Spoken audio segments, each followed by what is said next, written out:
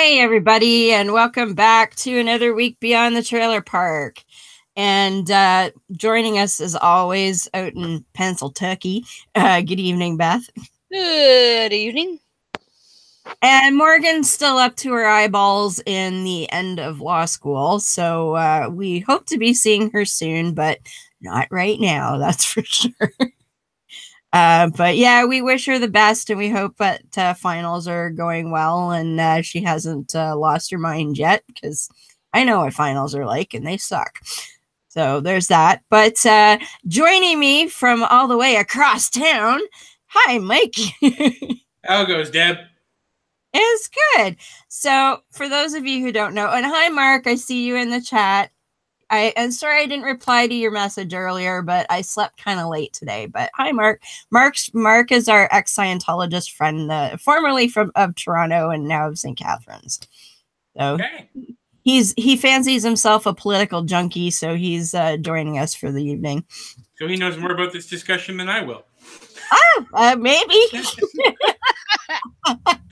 Well, Mikey and I have been friends for a number of years, and for those of you who have remember, I used to be a ghost hunter. Mikey was one of our crew. He was the science nerd on the team, so he used to go traipsing around in dark, nasty places with me and the rest of us. So he likes to weigh in on all kinds of things. He's more of a science nerd, but that's okay. This is political science, so it's we'll call it a soft science.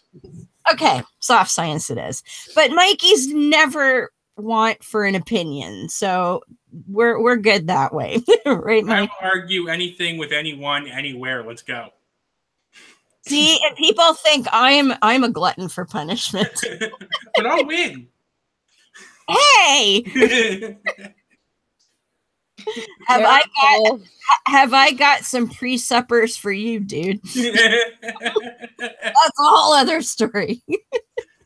I don't know if this is old news for Mikey, but she don't give up very easily. That is not that's not news. That's not even. I was gonna say news. I thought I was bad with, I won't say wanting to get the last word, but outlasting the adversary. She's worse than me. I mean, I've seen her. In fact, we've both been we'll both be debating on the same thread now. She's better at certain topics than I am, but what was that one thread we were on? It went like 6.5 hours. I don't remember. I follow the strict principle that if you can't baffle them with, if you can't blind them with brilliance, baffle them with bullshit. Well, I did that on one thread. I started quoting Dune, the book. and the guy was like really into it. He was the hydro dude, Deb, the water God is water dude. Prophet, yes, his shtick was that God was water, and he was a hydro prophet. So I started quoting the book Dune. I thought it was apropos. So pause for a second, because I got to run with this. If God is water, and I can, through very simple scientific processes, create water, does that mean I'm creating God? Apparently, yes. Does that not make me a more superior God to a water god? You'd think. Right. And the very fact that I ingest water and then urinate it out, what does that mean for a god that's water? Not very good. All right. Sorry, just random things that run through my head. Yeah, no, it's fine. He also believed, apparently, I mean, this is the internet, you have to take it with a grain of salt, but he apparently also believed that he was a lizard person from the planet Dora Tor. Yeah, we ran into a few of those during the EVP Society. Yep. Those people hurt. And the demon-possessed ones, those were always... Oh, yeah, those ones were fun. 3 years of bumbling around in the dark, and we proved nothing. Yep. Indeed. Even crawling in the fucking morgue drawer. By the way, you can swear on this channel. It's totally cool. Well, I figured, because I already have about a half dozen times. Yeah. See, I didn't even fucking notice. So, I know lots about Mike. Beth just met Mike, and of course our listeners I have no idea who I am. No, exactly. Mark says you can't disprove that he's not a lizard person. Thanks, it's impossible to prove a negative, Mark. You can't do that. I can prove I don't have a dog. Well, that's not proving a negative. That's proving a positive that you don't have a god. Right? You're proving a negative about yourself. I can't. No, I said a dog. Oh, a dog. Okay. I can't prove that unicorns don't exist. Right? That doesn't mean that unicorns exist. The absence of evidence is not the evidence, or the evidence of absence is not the absence of evidence. Unless the evidence should be there and is not. Well, if it should be there, it will be there. But if it isn't, then it isn't. But that's a whole other discussion. You could be at this shit all fucking night and never even get to the politics. Sorry, Beth. We may get sidetracked here a little bit. Oh, trust me, I sidetrack very easily. Oh, yeah, we're never going to get to the politics. You know it's bad because it's my job to keep us on track, so we're fucked. But anyway. Yes, if he goes off track, then we might have a problem, but yeah. Mark, help. Oh, hey, Trav. Trav is also in the chat. They're toking an imaginary blunt. That's creative, Trav. For the record, I can't see the chat. I don't know if I know. If you go to the watch page, you can pick it up there. Just make sure you pause it or mute it. Otherwise, you'll hear. I should try that because I have a new computer now. You could. It might be. Anyway, while you're working on that, Mike, like I've known Mike for years, but what I usually get new guests to talk about is, first of all, were you ever religious, and if so, what flavor, and how did that change, and all of that fun stuff. So we'll start there, and then we'll get into politics. All right. Well, as you know, Deb, I'm somewhat religious when I was being raised. I was raised Catholic, baptized, First Communion, confirmed all the way through. I decided while I was sitting in a Roman Catholic church one day, and the priest was saying it's better to give than receive in front of a 20-foot, 24-karat gold cross, about to get into his Lexus, go home and eat a steak dinner, that this was all horse crap.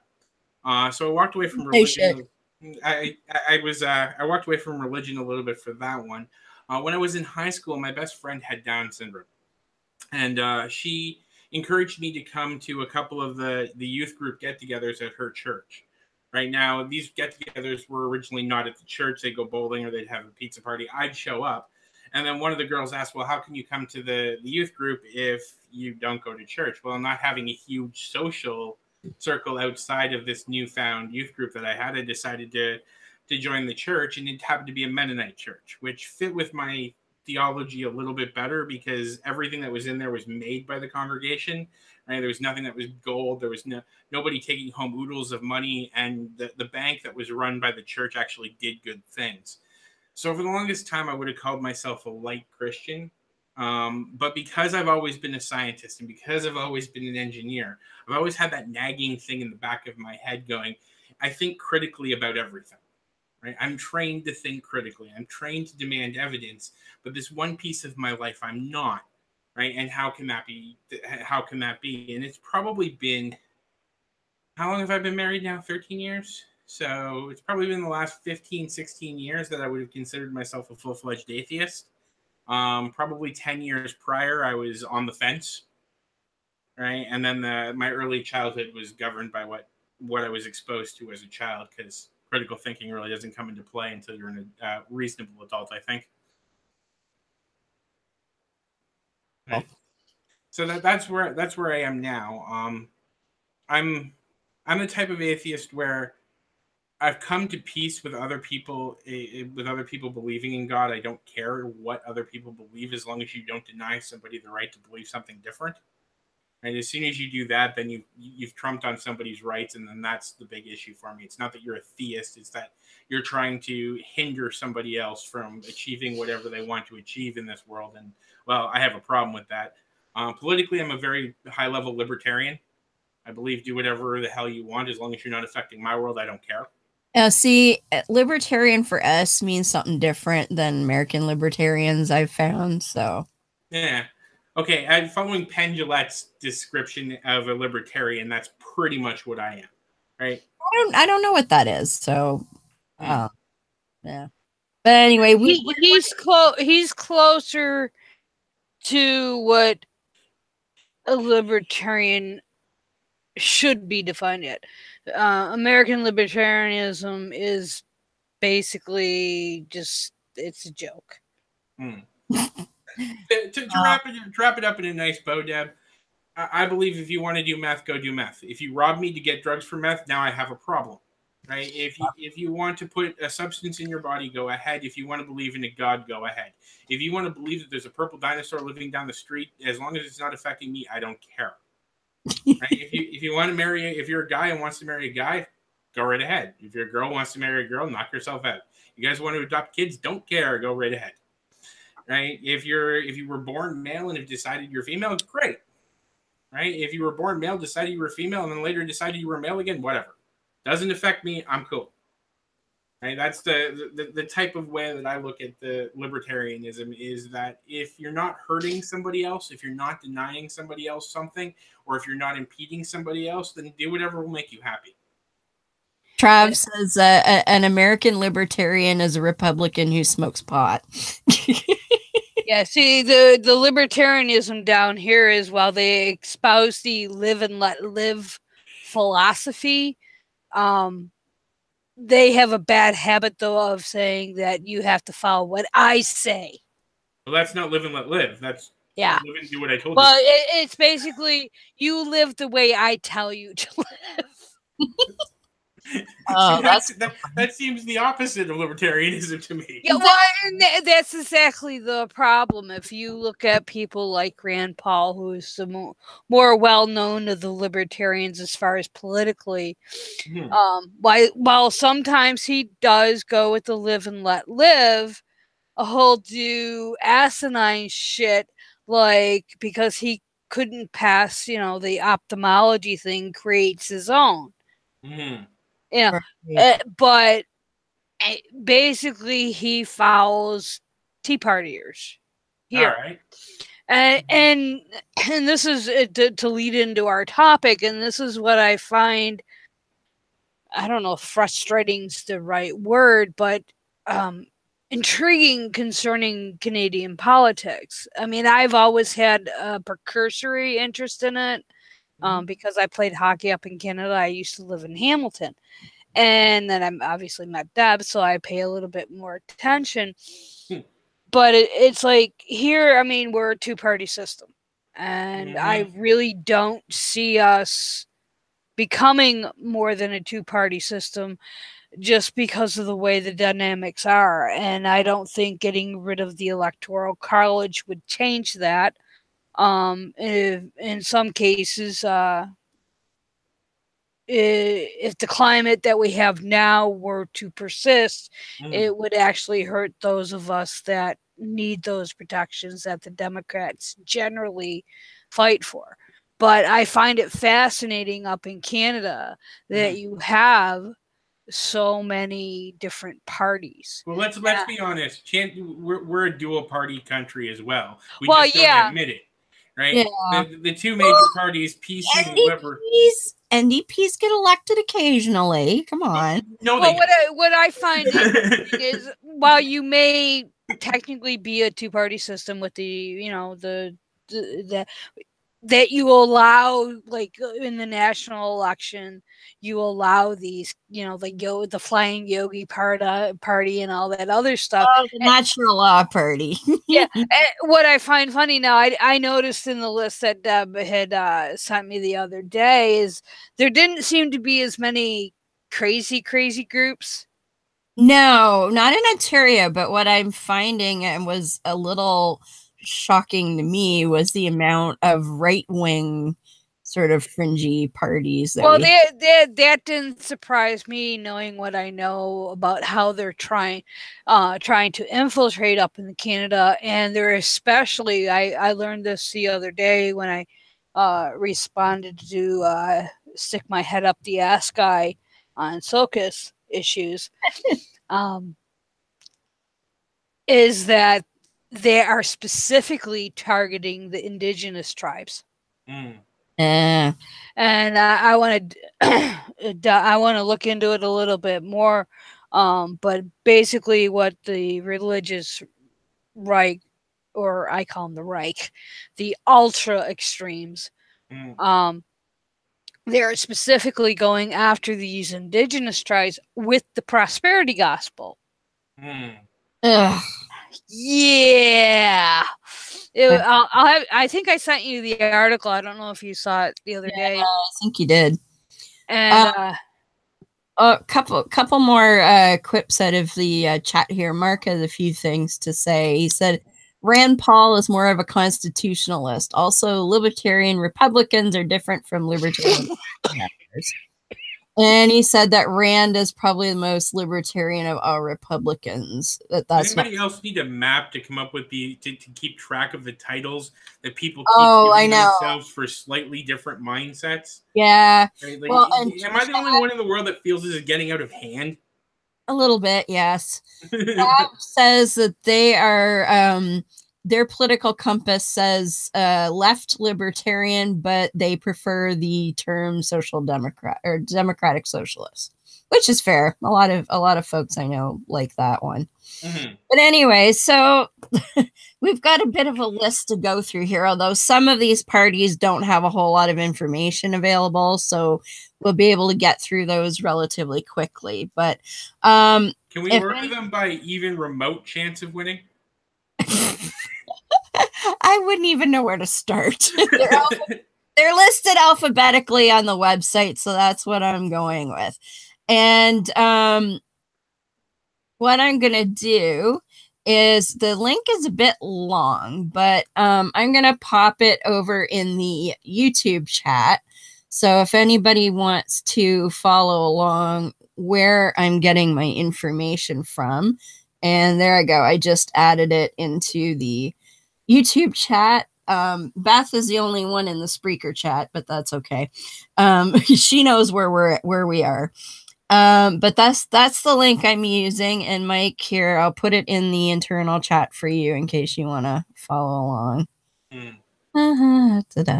Unfortunately, I chose my single monitor computer for this. So. Oh, way to go. I've got 3 fucking monitors. What's wrong, buddy? Well, my 42-inch monitor that's over there. My the one that I use is my camera monitor is over there. My laptop is right here. Right, I've got the other one out in the living room. Yeah, I know. The rack's over there. You've got 50 million more computer bits than I do. We don't have to out equipment each other. That's fine. I don't pay hydro. That's all I have to say. I know. Gotta love inclusive rent, baby. So the first one, and these are, as I say, are listed in alphabetical order on the site, is called the Cultural Action Party of Ontario. So you can just imagine what kind of shit that is. Let me guess, a whole bunch of social justice warriors? No, go the other way. Oh, God. So, which culture is actioning what? So I've gone their website, and their website is linked from the one I gave you. And so when you get there, the page, you get their mission, vision, operation, priorities, and political affiliation. So it says the Cultural Action Party of Ontario is the most aggressive political advocacy group in the province of Ontario. Yet I've never heard of them. Funny that. I was just kidding. By supporting local community advocates and activists, it brings the issues to the main boxes and kitchen tables of Ontario. Oh, mailboxes, sorry, and kitchen tables of Ontario residents that the mainstream UN proxy parties are precluded from addressing. Can I just call out one thing to note right here? This is a political party that has a Gmail address. Yeah. Okay, if you can't get your own domain name, which is for a .ca is like $13.99 for a year. Dude, where do you see some of the other ones? And not only is it Gmail, it has a bunch of numbers in it. Yes. what do you see some of the other ones? Because 1995 called and they want their website back. Yeah, I noticed that. I was like, yeah. So anyway, then it says grassroots advocacy and Ontario residents that the mainstream UN. Oh, I said that. Grassroots advocacy and information dissemination will stop the spread of totalitarian communitarianism. What the fuck is that? That's one of them $5 words that don't mean 20 cents. Yeah, that's like a Choprism. And deliver superior respect and value for the taxpayers. Then the vision. The Cultural Action Party of Ontario is aware that politics is corrupted by an assortment of machinations that are outside the knowledge and purview of the average voter. By differentiating itself from the mainstream and fringe parties, the Cultural Action Party of Ontario will effect positive change in the political spectrum and economy. By educating and supporting the voter at the street level and an ongoing basis. The Cultural Action Party, and every time they say the Cultural Action Party of Ontario, it's in bold, just so you know. It will challenge mainstream parties and expose their corrupt agendas. But we still don't know what the fuck they're doing yet. So they haven't mentioned anything that they stand for, any policies they're looking to change. That's I'm trying to remember where I did eventually find, I think it was under general policies. I found that. Come on. I'm clicking. There we go. Oh no, that's their commitment. This time I'm glad I did no research. This is much more fun. I know, Okay. Mark says populist and classically liberal. Yep, I think that's what they were going for. But anyway, it says, so their commitment, our time in public office will be dedicated to representing our constituents, not in maintaining the status quo. If honored with your trust, we will return both province and the nation. Your provincial party, you can't do shit for the nation, dumbass. To responsible government through constitutional reform. Oh, lovely. I kind of like our constitution the way it is. I'm just saying. All major decisions that affect the constitutional and electoral reform must be put to a referendum to ensure that the will of the people will be carried out. And there goes all our tax money. Yeah, because referendums are fucking expensive and time. Quebec, they rigged one and still lost. I know. But I mean, shit, if you have to, this is why political governments don't do massive referendums, because they just take for fucking ever. That's all you'd ever do. And they're expensive, and you might get one per term. Yeah.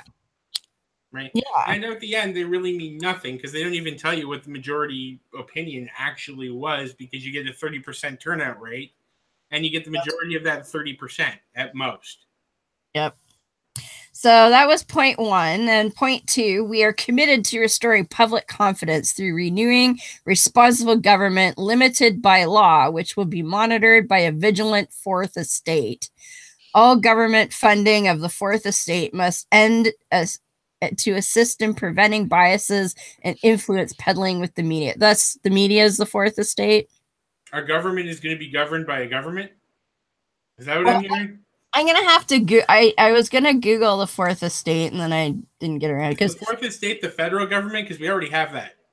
I don't know, because I always thought, because see, I immediately think the fifth estate, which of course is a TV news magazine in Canada.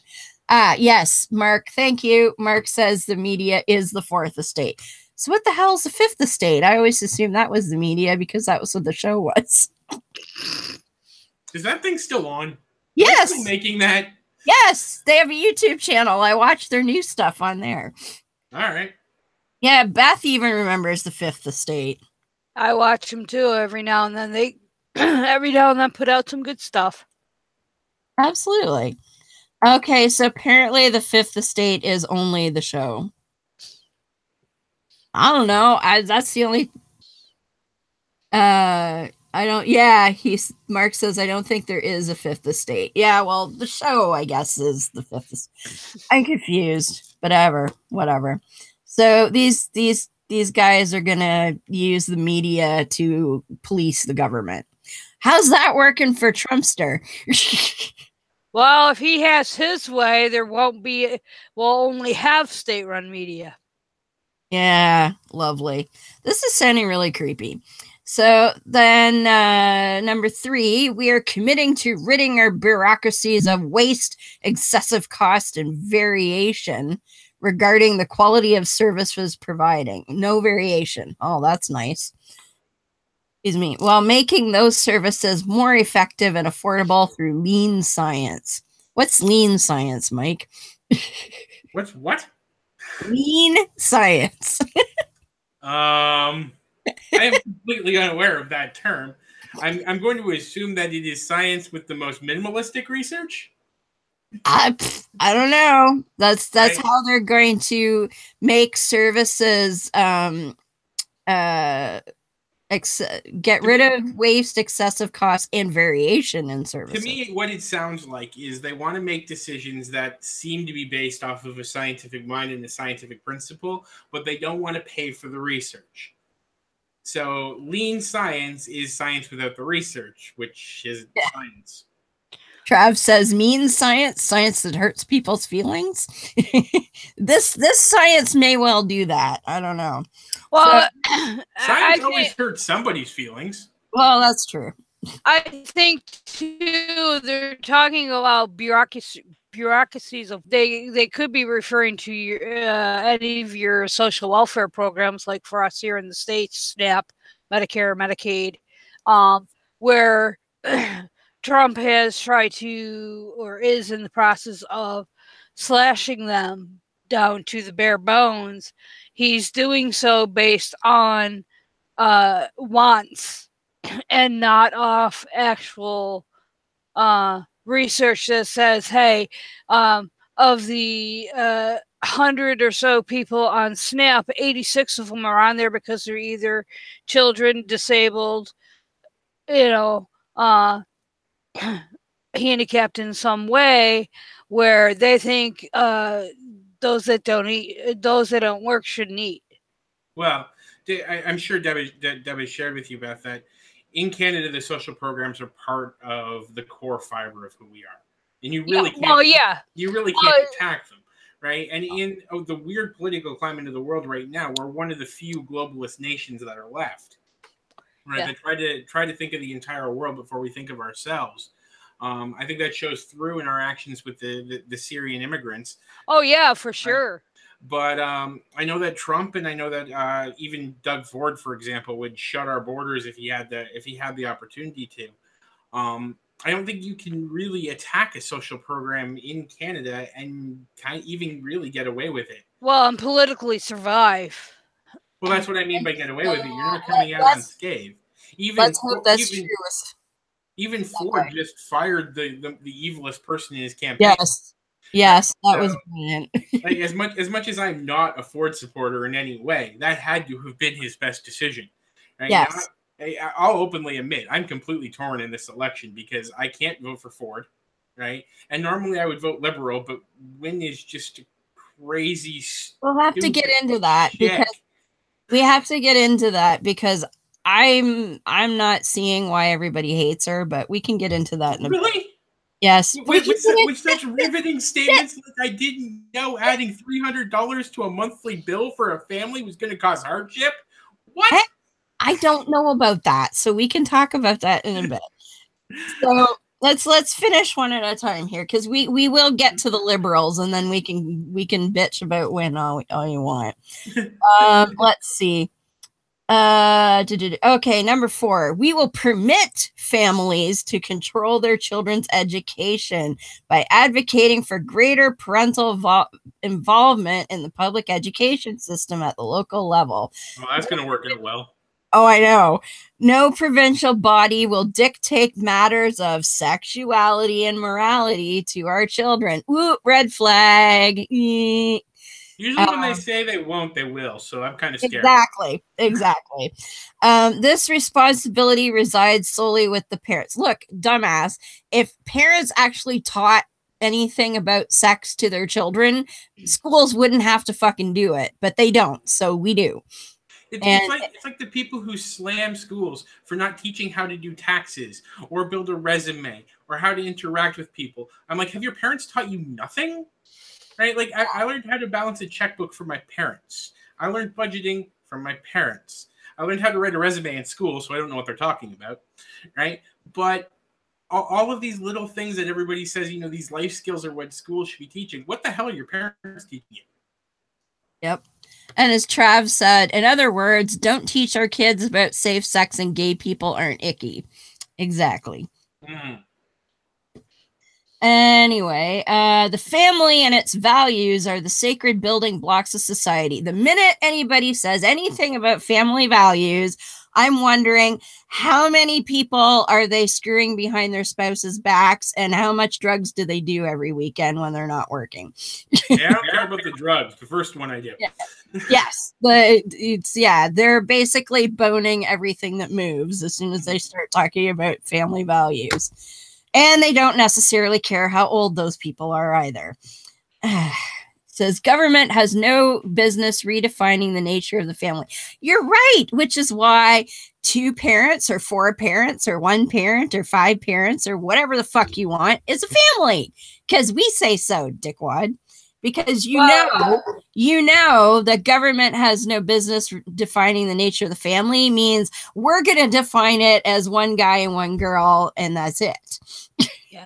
I mean, that right there, that line, government has no business redefined, that is, for us down here in the States, that is the Reich right there.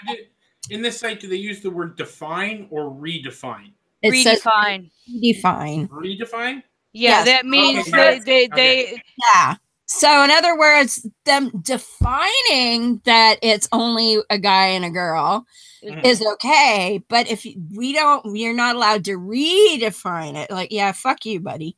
Well, my question becomes, what do they feel the current definition is? One man, one woman.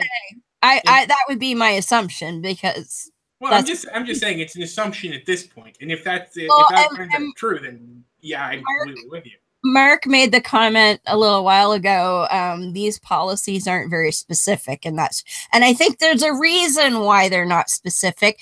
They don't want to tip their hat about what bunch of white right-wing nut jobs they are. Yeah. But anyway, Trippin, I did see you over there. Hello. Anyway, next, we will not sell out Canadian voices and culture to cultural revisionists who hope to rewrite our history, thereby undermining national pride. What the fuck is that? David Barton's influence. Probably. It's blatantly obvious. This is all, for us here down in the States, this is all revisionist, David Barton-esque bullshit. I mean, the redefining the nature of the family, cultural revisionist. Now, because religion is not as ingrained in your culture as it is here in the States, and so I think that's why they're choosing to use that word. Yeah. But rewrite our history. In other words, it's coming out now up in Canada concerning the issues with the Indigenous tribes from your nation specifically, and how, correct me if I'm wrong, I believe Trudeau wants to make more of amends towards them. And some people are against it.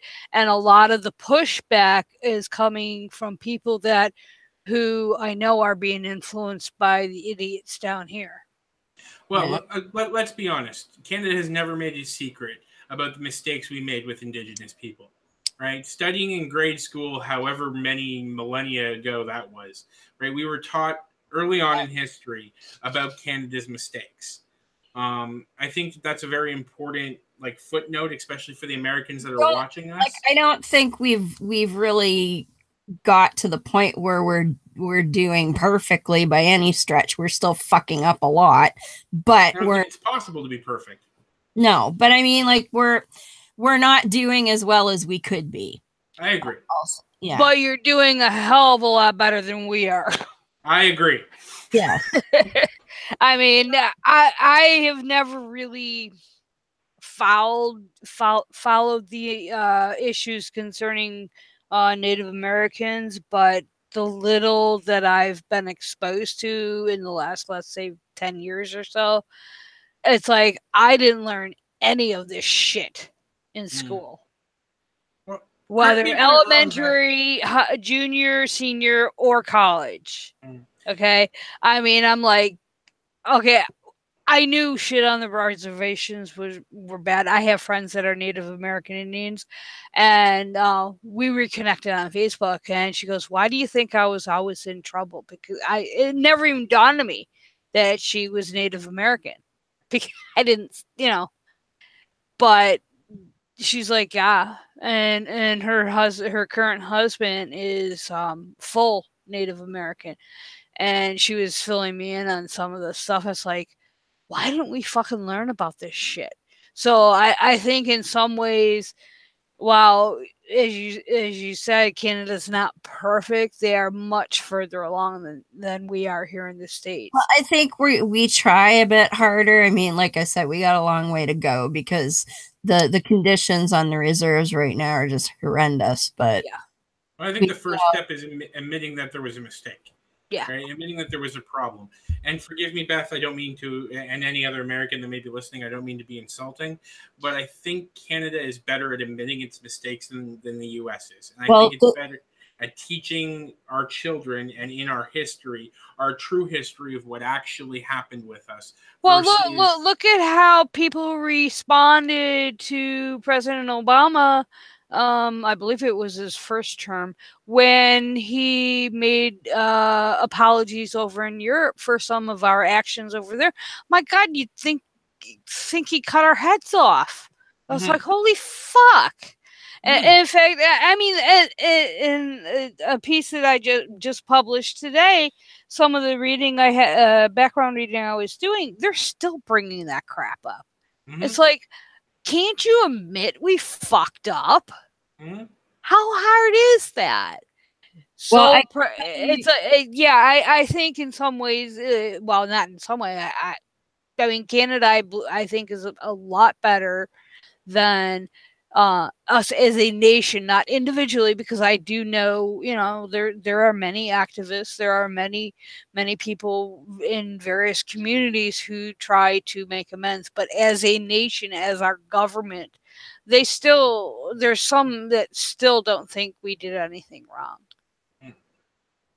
Well, and Mike, I know there's at least 2 Americans watching, and one of them said, no lie there, Mike. So there you go. Oh, and the other one just chimed in. No need to apologize. Y'all are way better at even acknowledging the First Nations. Yeah. So there you go. Yeah, Trippin's definitely and those who know me enough that I tell them Canada's better all the time anyway. So yeah, but I'm a no-hate kind of guy. I don't want anybody to walk away from something I'm saying feeling bad. I try to attack the idea, not the people. So, well, I think one of the things that people have to take in when I'm criticizing, like, or even in your case, Mike, if we're criticizing, it's not the individual people, like those of you that are in our chat room. It's our government or our government representatives who are, granted, yes, they do represent us, but I'm sorry, I didn't vote for Trump. Well, we got to keep moving here because we're about only halfway through the points, and this is the first party. Holy shit! Well, like I said, mind you, I know some of them have next to no information, and we can go through those pretty quickly. But I'm going to go ahead and apologize. Be very Canadian here. I feel that most of the delays are my fault. It's all right. All right, so we got through the first part of rewriting history. This is still the same point. It says, we will call for an end to unvetted immigration. We don't have unvetted immigration, dumbass. We have some of the most vetted immigration, actually. Exactly, idiots. Given my line of work, which I won't bring up here, trust me, we have some of the most vetted immigration on the planet. Yep. All Canadians are entitled to the same services and benefits. Newcomers must not receive special treatment above that of Canadians and permanent residents who pay federal and provincial. Okay, do you think that new immigrants don't pay fucking taxes? There's to start with, there's a thing called sales tax that the minute you buy food, you pay sales tax. So don't give me that immigrants don't pay tax bullshit. And the refugees are not getting special treatment. They are actually sponsored by either corporations or individuals to come here. For instance, our friend over at damn it, sorry, Greta, I forgot the name of your church, but Greta Vosper over in her church. And Mike, you may not have heard of her. She's the active atheist in the United Church of Canada ministry. Okay. She's like a weird position. Yes, it is. And we've had her on the show, and she's a fantastic lady. Her church, West Hill United. That's it. Sorry, Greta. West Hill United, who are sponsoring a Bangladeshi refugee family to get the fuck out of Bangladesh before they get chopped into pieces. The church is fundraising to pay for that family.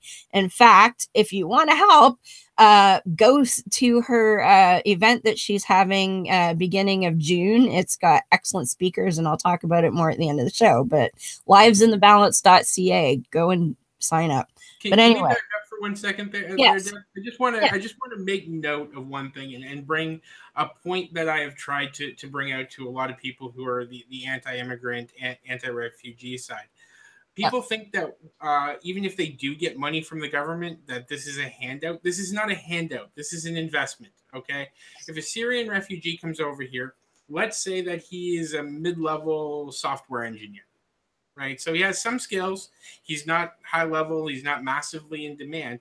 But do you think he's going to be happy living off of a subsidy? No, he's going to go and he's going to find a job.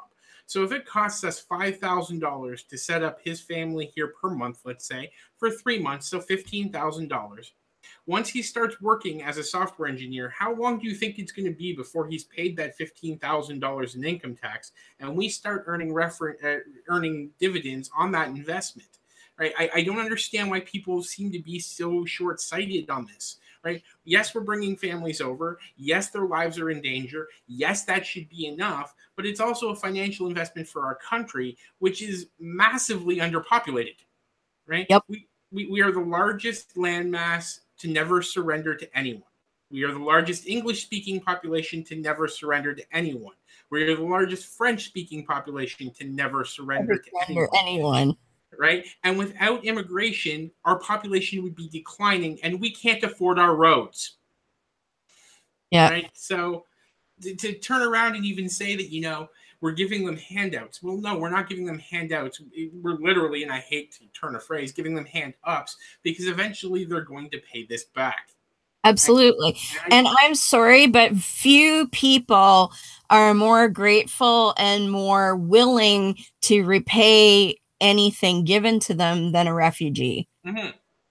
Because I don't think people understand just how desperate folks are.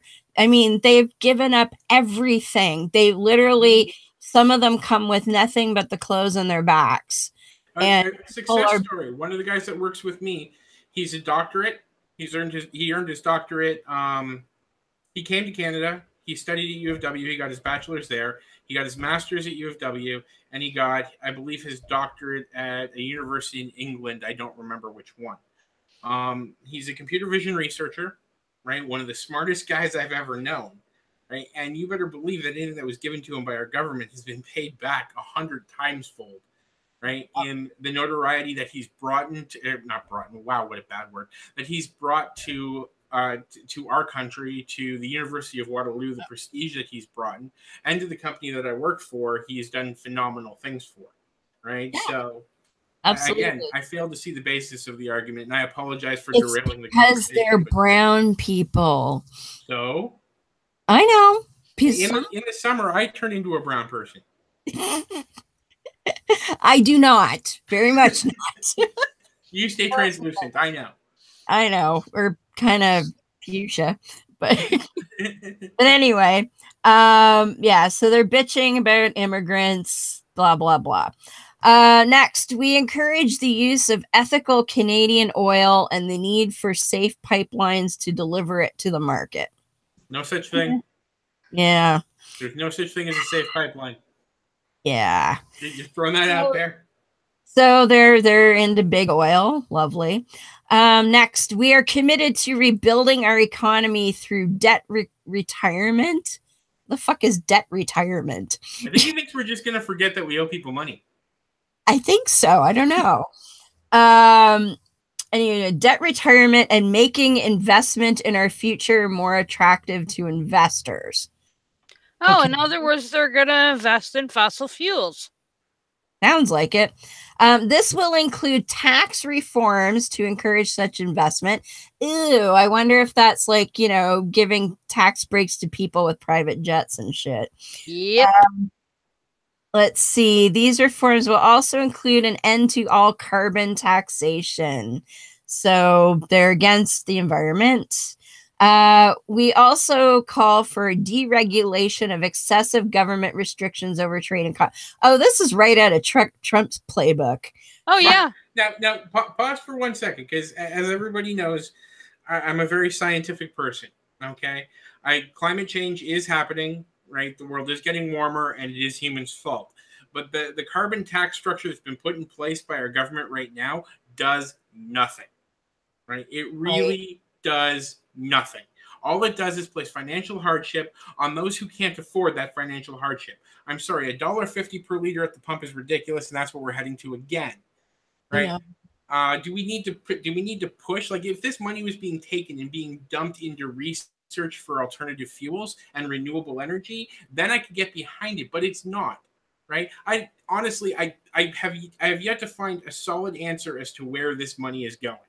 Right? So at this point, even as a scientist who fully believes in climate change and fully believes that this is the biggest thing that we need to fight in our lifetime, I just don't see this being the method to do that. I think that what we need to do is push for nuclear fusion, right?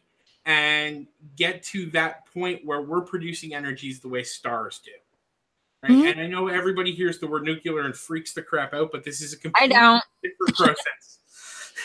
Right? This isn't nuclear energy done well and without cutting corners is perfectly safe. Well, the CANDU nuclear reactors cannot melt down without massive external trauma to the reactor. Yeah. So, I mean, if it gets hit with a missile, okay, fine, you can't hold me liable to that. Let's not go there, because, you know. Well, yeah. Right? So there's always some risk. But I just wanted to point out that even as a scientist, the carbon tax doesn't seem to make any sense to me, because there's no accountability for where this is going. Right? Or how this money is actually going to help the environment. Right. However, their stance about getting rid of all the other regulations is fucking ridiculous. I concur. It also says the current, quote, free trade agreements are far from permitting trade that is free. We will also create a tax system that favors the growth of local economies to better serve communities throughout the nation. Regional control by local governments needs to be restored. Yeah, okay, whatever. Yeah, that's Trump. And next, I still have 3 more points to go. So this is number 8. We advocate for a non-interventionist. Thank you. Non-interventionist foreign policy, unless there's a threat to our security and that of our allies. That's generally why we do peacekeeping, but whatever. Canada has more than enough issues to deal with at home, where your hard-earned tax dollars may be put to better use. We will advocate for vibrant, credible, and efficient military power capable of defending our coastal areas and national resources from exploitation by foreign powers. Then stop listening to fucking Trump. Hang on a second. Do we really have enough problems at home that we have to solve? I don't think so. Or can we actually look at ourselves as a society and say, hey, wait a minute. Probably 33% or more of the population of the world would consider our lives to be immensely beneficial, and us to have a bountiful amount of resources and would kill to be where we are. So do we have a lot to fight? Like, we've got poverty, we've got issues with we do, but we have a different type of poverty than some other countries. Oh no, absolutely right? Like, not. Yeah. The richest in some countries would wish for the life of the poorest in ours. Oh, so absolutely. How dare you not turn around and help? Yeah, no, I'm all for peacekeeping stuff like we've traditionally done. Let's see. As an example, the lack of such led to the collapse of our cod fisheries. I'm thinking overfishing might have had something to do with that, but what do I know? As well, there's nothing wrong with minding our own business abroad and refraining from interfering with the affairs of nations whose traditions and methods of governance vastly are different from our. No, I'm sorry. When, people are being oppressed, I don't have a problem with if there's if the UN or the global things came together and said, look, these assholes over here are fucking their own people. We need to do something. I've got no problem with getting involved in that. Sorry. It's a bit of a theological. Sorry, it's a bit of a theological quote, so forgive me. But I do firmly believe that the only thing that evil needs to prosper is for good men to do nothing. Nothing. Yes, right? Thank you. This whole point is Canada first. Yeah, that's directly out of the original America First playbook. For anybody who's watched Mike Rowe, I'm going to pull one of his. Canada third means Canada always. Yeah. So let's see. Then it says it's condescending and disrespectful to assume that other cultures wish to govern themselves as we do. Ugh. And as Mark is saying, he's calling them, now I'm not familiar with this term, Mark, but he's calling them paleo-conservative and populist. So he said what I'm reading right now is textbook paleo-conservative. Did they have conservatives in the days of the dinosaurs? I think what Mark might be referring to, because he goes the isolationist foreign policy, that's going back to the original America First ideology that was popular back in the 20s and 30s. So instead of America First, it's becoming Canada First. They're taking that ideology, the whole isolationist, and if you remember, that's what Trump ran on too. And he's helpfully given me a link, so let me just helpfully might be a strong word, Deb. Whatever. Paleoconservatism, sometimes shortened to paleocon, is a conservative political philosophy stressing tradition, limited government, and civil society, along with religious, regional, national, and Western identity. Yeah, that sounds about right. Yeah, here it is. It goes, paleoconservatives' concerns overlap those of the old right that opposed the New Deal in the 30s and 40s. Yeah, this is the basically original America First. Yeah, also a bit of nationalism, he says. Yeah. Okay, we got 2 more points to go. Says we are committed to ending the apartheid of the current reserve system to find a more viable means of partnering with our First Nations peoples. How about asking them what they want? What a novel concept. Maybe they don't want to do that way. I'm going to meet them halfway because they said partnering with. Partnering is okay, but... So if you're partnering with them, hopefully through that process, you're going to discover what they want. Right? That would be good. They've given us more than enough to condemn them on already, so I'm just going to fall on their side on that one. Okay. And lastly, we believe and will advocate for a 33% reduction in hydro costs, economic reform, education reform, healthcare reform, and finally, the Cultural Action Party is not merely a choice. We are the only choice for Canadians who want their government to be responsible to all Canadians. So, I mean, that sounded good, but I don't think I'm going to like what they would come up with to do that. Especially I'm giving them a 0.16% chance of even, showing up on a poll, far less winning. Yeah. Well, and Mark made the comment a while back now, something about Oh, where was it? Something to they're a fringe party with 0% chance of getting elected. So yeah.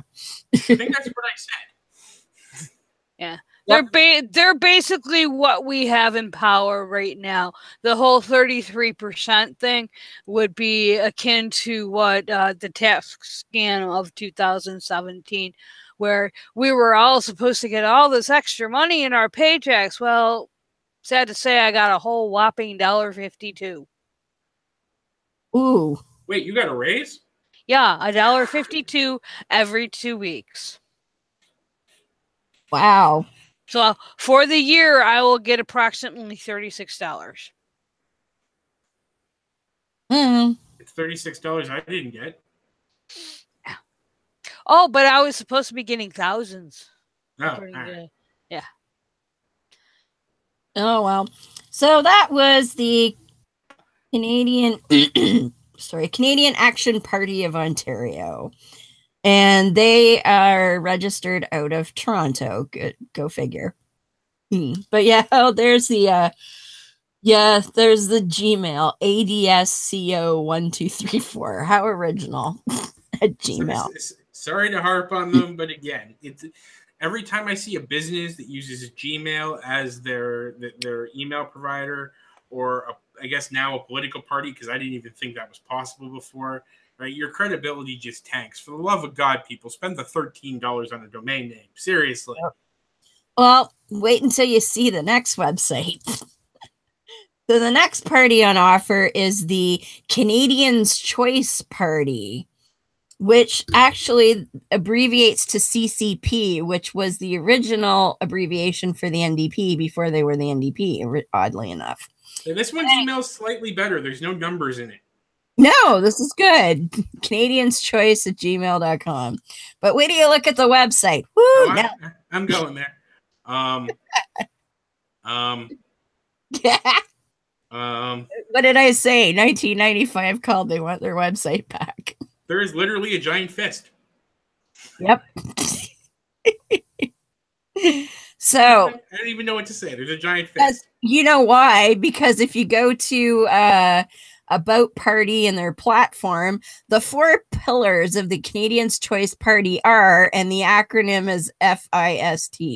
Oh, I can see that in the picture of the fist. I suddenly think I'm going to get punched in the face. So that stands for fiscal responsibility and respect to taxpayers, individual freedom and the right to free speech, sovereignty and protection of common law rights, and transparency and accountability in government. Sovereign citizens. I'm thinking it might be a little bit of that. Now, they don't not full on, but Mark's corrected me. It wasn't the CCP party. It was CCF. My bad. I haven't heard that for a long time. Yeah. And Mark was right, though. He said the next one has a website from 1996. So I think 96 is being generous. Yeah. I literally can't read this. Right? Like the change in fonts, the change in font size, the change in color of text, right? The non-delineation of segmentation, the improper use of bullets, and then suddenly there's blue in a YouTube video. Don't forget that nasty neon green at the top. I mean, if a grade 9 turned this in as their final project for anything, I think they would flunk. It doesn't matter the content. Mark says, who remembers GeoCities? Yep. Yeah, I remember GeoCities too. GeoCities died. Keep it that way. These people apparently would like to resurrect it, but like seriously, guys, WordPress. Just go use WordPress. They have nice templates. At the bottom, like they're using Blogspot. That they have Twitter, they have Facebook, they have YouTube, so they have to know that this website sucks. And it's copyright 2018, which means this was made this year. Yeah, it was. And I like how, so the first section where they talk, when they're talking about their platform, the stock image they have are a pair of adorable little kittens, but I don't know what that has to do with their party. I don't even see the kittens. Where are the kittens? If you have to go to the platform page under about the party. Okay. And the title they have is Citizens Trump Party Policy, and they have Trump in red and the rest of the text is in blue. Okay. And I'm just like, what? So why is that woman behind an Ontario flag? I don't know. And why is everybody else not behind the Ontario flag? Like, I'm all for symbolism, but you need to convey a meaning here. Right? I shouldn't have to think long and hard to figure out what you're trying to say with symbolism. What page are you on? I don't even see that. Right under the Citizen Trump's party policy, there's a flag and there's like 4 Damn it. I apologize. I shouldn't assume it's a woman. I saw high heels and just ran with it, but... You know what's happening? I'm sorry. I have an extension on my Chrome that's called Make America Kittens Again, and anything picture that it believes is a reference to Trump, it changes to kittens. So you were going to chastise them for the kittens I couldn't see when it was your own browser putting the kittens in there. I didn't put 2 and 2 together because I didn't think there'd be a Trump picture here. So for whatever reason, the browser extension believes that the photo here is one of Trump, because when I went to the other page and came back, the kittens changed as different kittens. I don't understand. The image is called CCP Preamble. I don't know. I'm going to inspect this element and see what is behind it. What's the alternate text? So I'm just going to, while you're doing that, I'm just going to screen share for a minute. So, folks, so there you can see under Citizens Trump Party Policy, there's a pair of adorable little kittens snoozing on each other. Yeah, that's not what the rest of us see. Yeah. And if I refresh that page, the kittens change, and now there's a pile of kittens sleeping together. So, well, yeah, that was my bad. If I do the same thing just for a second, right, and we go over to this webpage, the weird part is the image itself, right? There is nothing about Trump in that image tag. That's what I don't understand why it would do that. Is all I can think of is that this title of the section has Trump in it. Well, it says also too in its actual text, it says blah blah blah blah blah blah. The policies of their party trump the interest. So maybe it's the reuse of the word Trump. It could be. I don't know. But anyway, it says that when it comes to issues that candidates see as important to Ontarians, or that they are confronted with by electors, some prefer to come up with resolutions to the issues independently. However, this can be difficult, as this is like way too rambly for like, this is what our platform is. Really? A politician's being rambly. Shocker.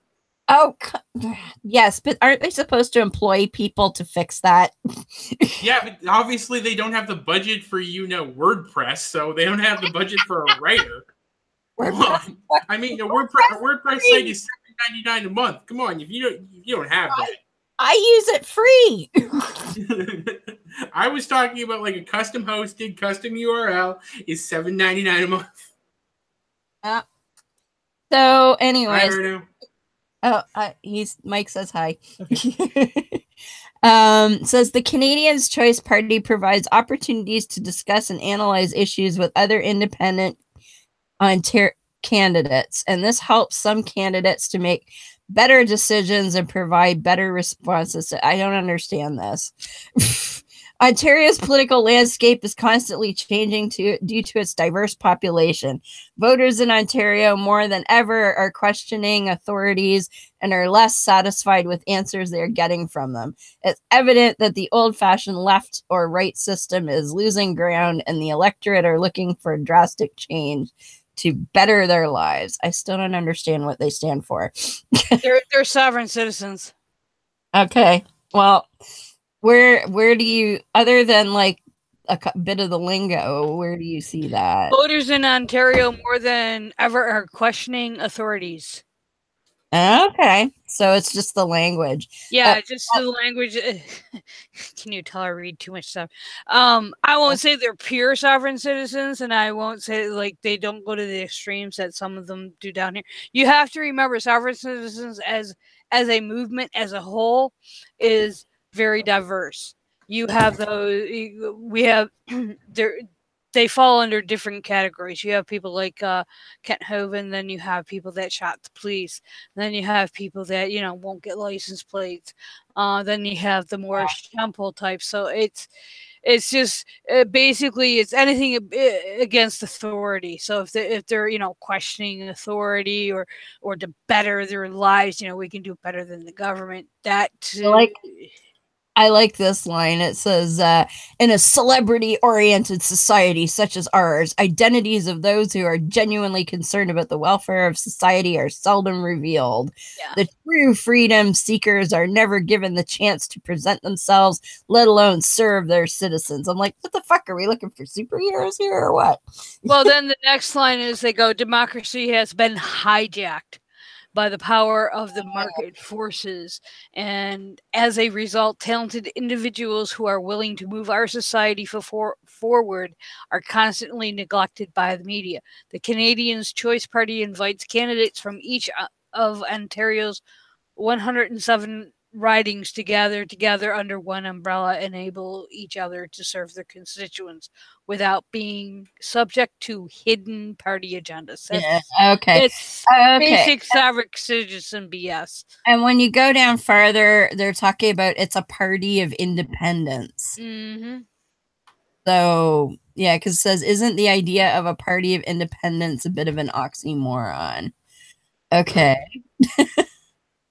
But it says, although there isn't always a common ground among independents, their spirit is our prime focus. And the Canadians' Choice Party is created to support those same objectives, enabling them to share resources, ideas, and experiences, official agents, auditors, advertising, etc., under a common brand. Well, if it's a common brand, then you're not independent anymore, are you not? No. It says these candidates will have more campaign time to get involved with their constituents in their own riding, representing the interests of the electorate while having an opportunity to get party benefits, as this would benefit all. After all, the most important common ground among Ontarians is democracy itself, based on the rule of law, which has to be protected. Therefore, a seat representing electors in Queen's Park should be occupied by an individual who is an ambassador of his or her constituents. So, but that's just what every candidate is, I thought. What they're supposed to be. Yeah. So basically, they are touting themselves as a party of independents that really aren't actually independent because they're part of a party. Can any politician really be independent? Yeah, not really. Right? Like, at the end of the day, you're supposed to represent people. You really can't stand on your own and represent people. I like, yeah, Mark says, Canada's Choice Party ain't gonna win. This is true. I like this too. It says, we strongly believe that voters have the right to recall when their representative fails to do what he or she has been elected to do. We also support the use of polls for public policy to allow taxpayers more control or input. Now, they have control and input in quotes over their own destiny. What people need, they should get. Yeah. These sound like a bunch of wackos. Well, and that's the thing. Like, you have to remember, the sovereign citizen movement basically has its roots in the whole posse comitatus movements of the early 70s, and it's basically, for all practical purposes, an American thing. But what's coming out, it is filtering into countries like Canada. It's filtering into, of all places, England. So I think what's happening is some of these groups that have the sovereign citizen mindset or leanings are trying to adapt to their political climate in their countries, and it comes out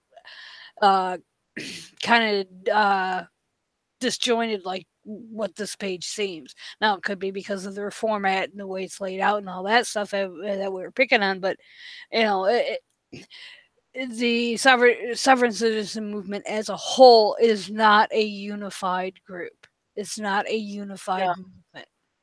And every time I watch a video of those people, they're always bitching about different things. So there's no basically the only unifying thing within the sovereign citizen movement, either A, it's violence, B, it's usurping authority, or just being a real pain in the fucking ass. Oh, Trav says, on behalf of all us Americans, I apologize for exporting our sovereign citizens. Apology accepted, Trav. Yeah. Well, and just well, when they hit the border, they stop being sovereign. So yes. Well, and just to clarify, as far as the actual roots and how much is really solidly American based, that's more of a, I won't say an assumption, but from what I've read so far, I haven't seen like it starting in somewhere like France or something and coming to the States. It seems to have literally started in the US, and from what I can tell, from what I've read, it starts with the posse comitatus. Or it's influenced by. So yeah. Okay, we're gonna have to keep moving because it's like 8:45 and we've covered 2. Well, you knew it was gonna happen. I know. You invited me on the show, Deb. I've known you for 15 years. You should have known this would happen. Yes, I know, I did, but well, the next one is the Communist Party of Ontario, which I don't think needs a whole lot of examination. Yeah. Yeah. I mean, at least we've only got one in Ontario. Federally, we have the Communists and the Marxist-Leninists, but I'm not sure if these guys are Stalinist or Leninist, but whatever. It's communism. I don't think we need to go too far into that. Next one, the Equal Parenting Party of Ontario. Really? Yeah, really. Really? Yeah, that's what caught my eye. For real, not for play? No, for real. There's not a huge amount to them. Basically, I gave the website a skim, and it sounds as though they are men's rights activists, although not necessarily the nasty, horrible kind, but they are talking about the inequality in the family court system and that all of a sudden I actually agree with these people. Yeah, I agree on some of these things. Like, let's see. Here's a summary of our core beliefs. Arrived at from firsthand experience. Inequality is something we definitely experience in family law as practiced in the province of Ontario. So they want to all of North America. Let's not just pick on Ontario. Yeah. Mm-hmm. So they said they would guarantee the child's right to. Oh, okay. So everyone has the following fundamental freedoms: freedom of conscience and religion, freedom of thought, belief, opinion, expression, including freedom of press and other media communication, freedom of peaceful assembly, and freedom of association. So they're saying they would guarantee a child's right to the above right, freedom of association. So my children and I were not free to associate. So in other words, they're saying that preventing children from contact with either parent is taking away the child's right to freely associate. I think that depends on the situation. It does. Yes. Like if the father in this case happens to be an abusive father, then I fully believe let's keep the child away from the absolutely man. But as somebody who's been through the family court system in Ontario and actually had a lawyer tell me not to go to court because as a gainfully employed, educated man, I would have gotten, supervised visitation every 2 weeks, supervised by a police officer, because my ex-fiance only had a massive drug habit, a huge criminal history, and no method of supporting the child. So naturally, she would have been seen as the number one caregiver in that situation. So next one, it says mobility rights. It said every citizen of Canada has the right to enter and remain and leave Canada. So not if you are a father trying to leave with your children. You need permission letter from the mother. Well, yeah. He would make, I'm on the fence. Oh, he said, but the reverse is not true. I don't know about that. I'm pretty sure that if there was any sort of joint custody, that they would have to notify the other. And I think that's a very specific case kind of thing. Well, I skimming through their points, like, I mean, we have the same issue here in the States. And what it comes down to is you cannot lump every case into one big pile. You cannot. I do agree that traditionally a lot of really good fathers got the shaft by the fact that they have a penis. Yeah. And I think that needs to change, but I don't think that there should be a default either parent gets custody in any case. I think it should be a case-by-case basis, thoroughly investigated both sides before there's any determination of custody made. And that just should be the norm. Yeah. And yeah, because a lot of the issues they bring up are very similar to what we have here. And I do have a friend that I used to work with who could not keep his dick in his pants and has 5 children by 3 different women. And basically, he had to work 2 jobs, 40 hours a week, 80 hours. His first job basically paid his child support. Okay, his second job paid for, himself. But the problem is one of his ex-girlfriends refused to work, period. She lived off of the alimony that the child support payments that she received from him. Let's go ahead and separate those two. Alimony and child support are 2 different things. Yeah. I fully support. Do we even have alimony in Canada? Because I don't know. I've never heard of anyone having to pay alimony. Yeah. I've heard several stories of tragic endings to some guys because they wound up in the exact same situation that was being described earlier. But most of it was because of alimony. And while I fully support the child support thing, right, I don't think, I'm torn over the alimony thing. because, again, if you have a woman who stayed home her entire life, right, and got accustomed to a lifestyle because she supported a guy going through school and getting set up, I'm torn. I can see the point, but at the same time, if it's going to put the guy into a situation where he can't support his life anymore, right? Or there's at least to the point that there's really no point in him working, right? Then at the best case scenario here is dude's going to quit his job and go on welfare. Yeah, and that's basically what happened. And then you have the states, especially here, I don't know about up in Canada, to combat that problem is if you don't pay your child support, then you lose your licenses. And what they included in the licenses was your driver's license, your hunting license, your fishing. I don't understand that, because if you take away the person's ability to work, then how the fuck are you going to get any money ever? I don't understand. Yeah, and that's what makes this whole issue, while I do, like you, I don't disagree. There's an issue there. I mean, there has to be some equity between, but, you can't. There's obviously no clear solution, though.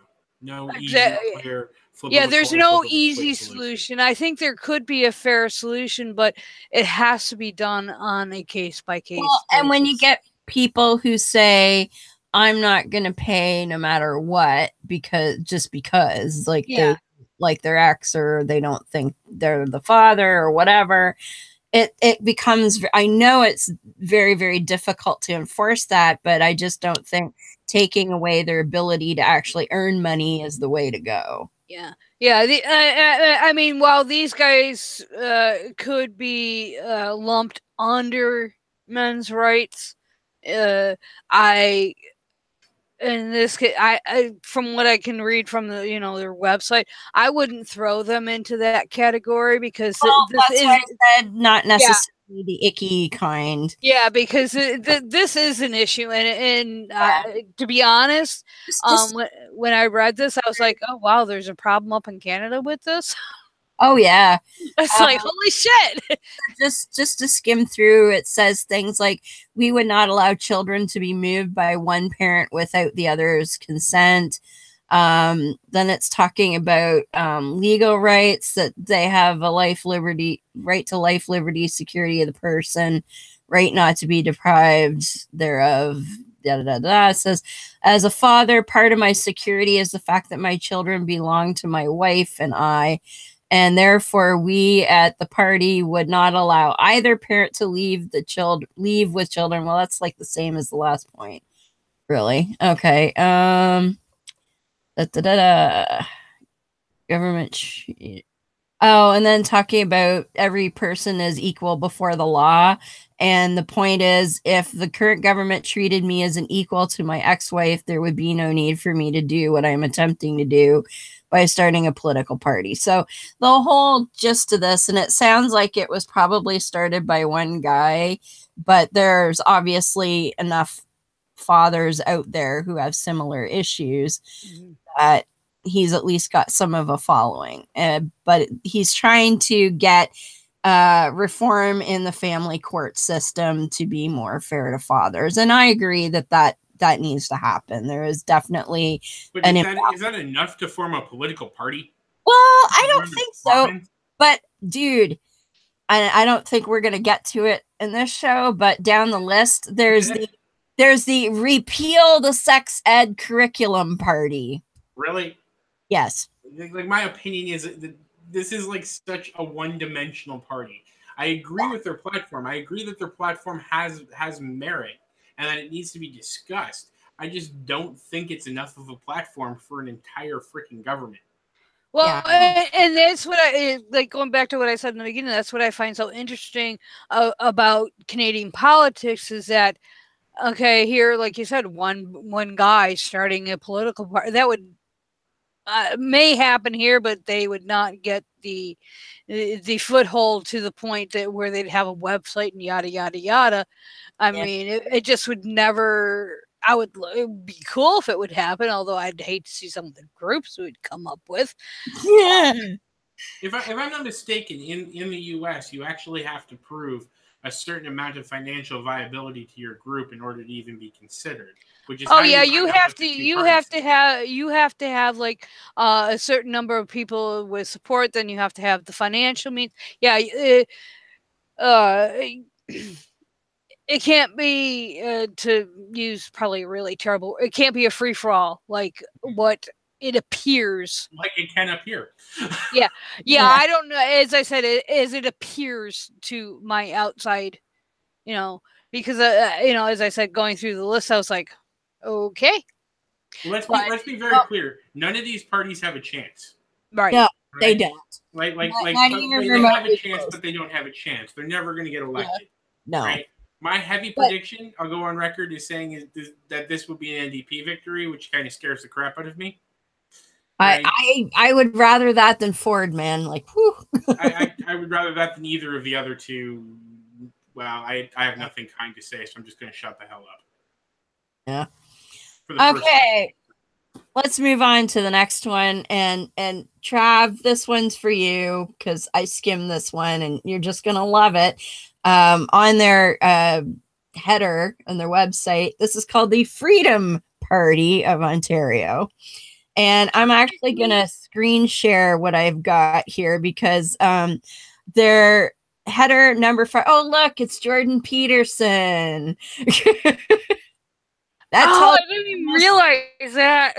That tells you almost all you want to know right there. But but I'm going to go back to here, and this kind of sums things up rather well. They've got their in stuff and their out stuff to improve their education. So experiential quote learning is out.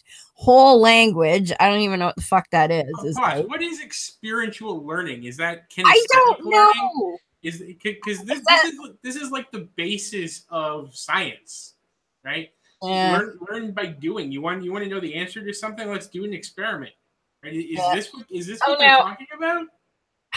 Now Mark says The Freedom Party split from the Libertarian Party and are more devoted to objectivism and Ayn Rand's philosophy. Oh, God. Okay, those are a whole bunch of words that I don't know what they mean. Objectivists wrongly see all libertarians say all libertarians are anarchists, which isn't true. No. No, I don't think Peterson supports them either, but just the fact that they think he's cool is bad enough for me. But look, they don't want to talk about politics or labor disputes in school. And of course, we could never talk about gender dysphoria. That would be terrible. Sexuality. Oh no, can't talk about sexuality in school. Heaven forbid. Groupthink. I'm thinking you don't understand groupthink, people. Freedom Party people. Unlearned self-esteem. What the fuck is that? Oh, unearned self. Oh, so you're not allowed to feel good about yourself just because you're a decent person. That is one thing I can get behind. We don't need ribbons and trophies for participation. I'm not talking about that though. Maybe they are. I don't know. To me, unearned, like to earn self-esteem. No, like you should. Maybe I'm a horrible person, but I think you should accomplish something before you get to feel good about yourself. Yeah, I don't know about that. I don't know about that because if somebody, you set whatever goal it is. I'm not saying it's something that I would recognize as a goal. I'm saying you would set a goal for yourself and you've accomplished it.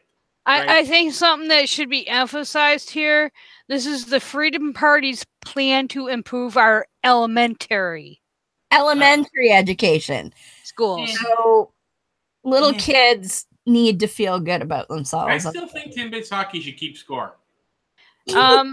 Because you know the kids are. Well, keeping score is one thing. Yeah. Well, no, that's what I'm talking about. I would rather self-esteem. The team that scored no goals in that game gets the same medal as the one who scored 42. Right? No, I don't think they're going that far. I think they're going more towards being told every day by somebody important to you that you're a dumb fuck. Yeah. Okay, I think that's preventing child abuse. That's not unearned self-esteem. Right? Like Well, it ruined my self-esteem until I was about 32. Abuse will ruin your self-esteem. Yeah. I'm just saying, giving the same medal to the team that won the game versus the team that didn't win the game doesn't teach kids anything about the real world. I hear you. And there's a balance to be struck for sure, but just a blanket say unearned self-esteem. I think we need some better definition of what that means. Yeah, like Mark's saying he thinks it means meritocracy, which is what you're talking about, Mike, but they're kind of vague on that. But here's their platform. So a freedom government will adapt to climate change instead of trying to, quote, fight it. No carbon taxes, no cap on trade, no other price on carbon.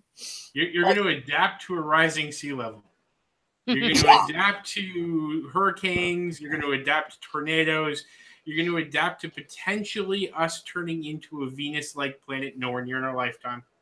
Nobody freak out. But that's the process that led Venus to be what it is today, is a runaway greenhouse effect. And that is essentially what we are seeing with climate change. So you can't adapt to this shit, right? Because I don't know about you, but as a human, I cannot survive 1,200 degree temperatures, right? I barely survive 36 degree temperatures as a Canadian. Yeah. Right. So next point, a freedom government will pull the plug on, quote, green wind solar subsidies and institute price competition in a market of private electricity retailers. Okay. No subsidies for electric cars and the ban on incandescent light bulbs. Okay, I rescind everything nice I've said about this party. Anytime I came to these, I don't care about these people anymore because these people are dumb. Yep. Right. I'm sorry. The subsidies to allow for people to have solar panels on their roof, the subsidies for wind generated and naturally reoccurring sources of renewable energy are critical to our survival on this planet. There is no debate I'm sorry, they have to specifically mention incandescent light bulbs, like their butt hurt over fucking light bulbs. Really? Like, did anybody else not even notice that they went away? I love the new ones we have. They're so much better. The LEDs. I'm looking into getting smart LEDs for the front porch that turn off when it gets dark. My wife is literally sitting in the living room right now, coloring with one of my LED studio lights. Because she finds the light quality better than natural light, right? And given the cost of that studio light, she should. But nonetheless, right? It's like I didn't even really notice that incandescent bulbs went away until somebody told me to go get an incandescent bulb, right? And I'm like, why? Huh? Right? And yes, I know that there's lots of debate over the wind turbines and infrasound, and some people being hypersensitive to infrasound and it causing migraines and it causing nausea. And I know that there is medical evidence behind this, but in the event that the wind turbine is pre-existing to you moving into a neighborhood, if you know you are sensitive to infrasound, don't move there. Right? It's like the people who moved back beside Mount St. Helens. Right? Yeah. When that erupts again, they're going to be, oh my God, I didn't see this. It happened to you before. That's like, I saw somebody on my news feed going, why is everybody freaking out that there's a volcano erupting in Hawaii right now? Like, really? It's a fucking volcano. Well, it's just like with the floods down in Mississippi or the hurricanes in Florida and along the Gulf Coast. You know you're going to get hit. So if you move back down there, buy styrofoam furniture. Yeah. It's just like you were saying, Mike, if you know you're sensitive to the issues surrounding the wind turbines, don't live by one. Yeah. Now, I agree that, there is the situation where a family has owned a home for 30 years, let's say, and there's a giant field behind them that they don't own, and the government comes in and they put a wind turbine in, and now I'm torn. Yeah, right? that's because I understand the benefit of the wind turbine at that point, but now we're imposing a situation on somebody who's owned property forever. They didn't choose. I think it would be better to try and put them as far away from homes as possible, but there's a limit to that too. How is there limits in this country? Right? Like think about the population that we have versus the land mass. We have a shit ton of open. Okay, yeah, exactly. Put away from people. Problem solved. We can do that. Now, I'm not going to be the evangelist here and say that wind power is the solution to everything, because it's not. No. Wind and solar cannot generate enough energy for our society. If it's not windy, we're kind of fucked, Well, the whole idea is you store the power in a giant battery. Tesla's been working very hard on that. But the problem comes with when the planet stops rotating? Yeah. Well, if the planet stops rotating, none of this matters anymore. Right? Well, that means we do have people down here that are actually elected officials who reasons they are against wind and solar is that we're going to use up all the energy from the sun and it'll stop the planet from moving. Now, I will give and them I'm not kidding. I will give them half credit, because every photon that leaves that sun does exhaust some fuel from the sun, but I can guarantee them that it's not going to run out of fuel in any human's lifetime. We will be long extinct before that sun crunches down to a black hole. Yeah. Well, these people aren't very bright. Well, obviously. Right? Well, it's 2018 and we have flat earthers. Come on. Yeah. All right, let me get through this here. So, sorry. That's all right. Schools are for learning core skills like reading, writing, and arithmetic. A freedom government will take politics and social engineering out of the classroom, which is titled a no gender agenda. Fuck you, freedom people. That doesn't sound very free. No, it doesn't. A freedom government will take steps toward restoring the role of universities as places in which any view can be expressed and heard peacefully and civilly, in which the pursuit of knowledge is not limited by religious or political concerns or by concerns that someone might be insulted or have their feelings hurt. This one I agree with.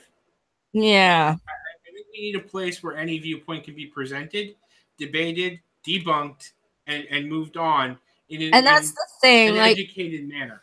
right? Like, And I don't necessarily agree that every idiot needs a platform, but if somebody does platform an idiot, making a big deal out of it just gives them attention they don't deserve. I agree, but also the flip side too. If you don't put them into a situation, like I'm talking a situation where a professor presents an ideology that he or she may not believe in. It's just a matter of discourse within the curriculum itself.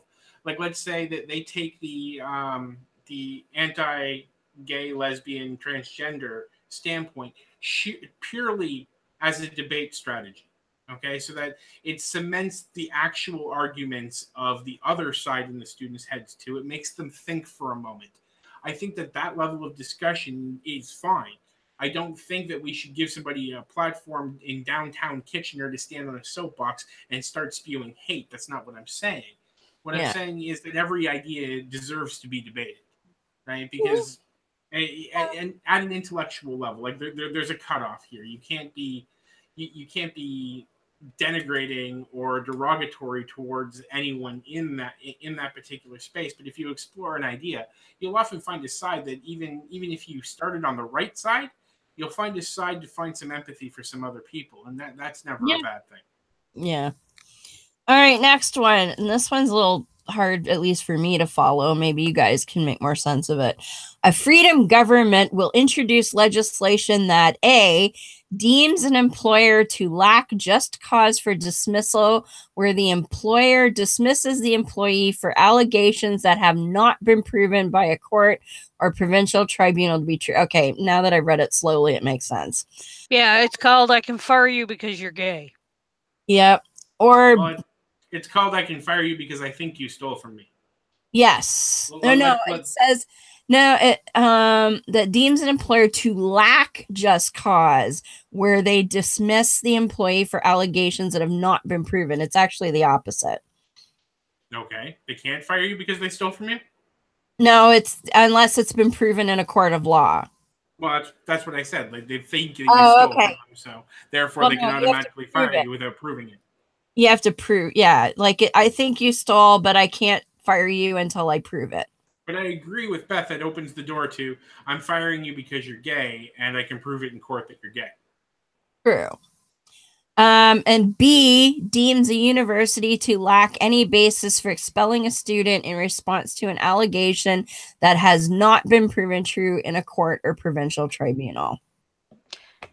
So, in other words, plagiarism. Student writes a paper, does plagiarize it, or appears to plagiarize. Professor calls him out on it, dismisses him from the class. University throws him out because it violates the honor code. But there has been no proof offered in court to say that he for sure plagiarized. It's there is a more dangerous side to this too. And the more dangerous side is a case where the transgression from the university standpoint is minor enough to just let it go. Slap on the wrist academically. But now they've got to expose it to a court. Like, let's say, for example, a fist fight between two guys in the hall. That really does no damage to anyone. All of a sudden now, in order to get them out of school, they have to expose this to the court, and somebody has to walk away with a criminal record.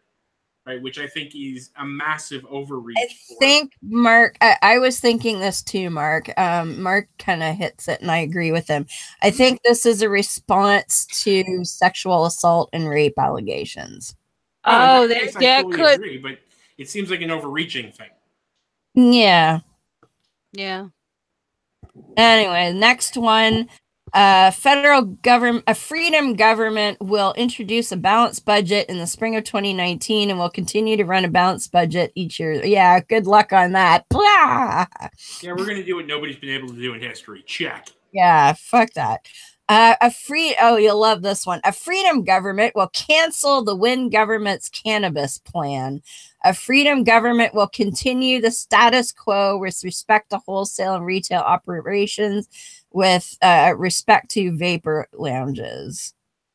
Basically, because I think Wynne has an idea to do it's going to go through the LCBO.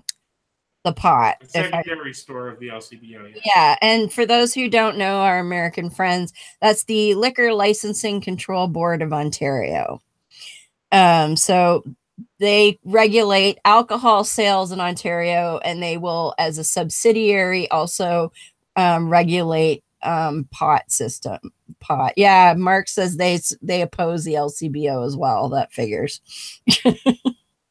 Anyway, a freedom government will immediately discontinue the per vote subsidy to political parties. The ballot should be free. I'm not even sure what that is. The only thing I can think of is the mandatory voting that some politicians wind up in a situation where, you know, your political leader says you have to vote this way on a bill, and regardless of how you feel, you must vote that way. And if not, you're chastised by your party.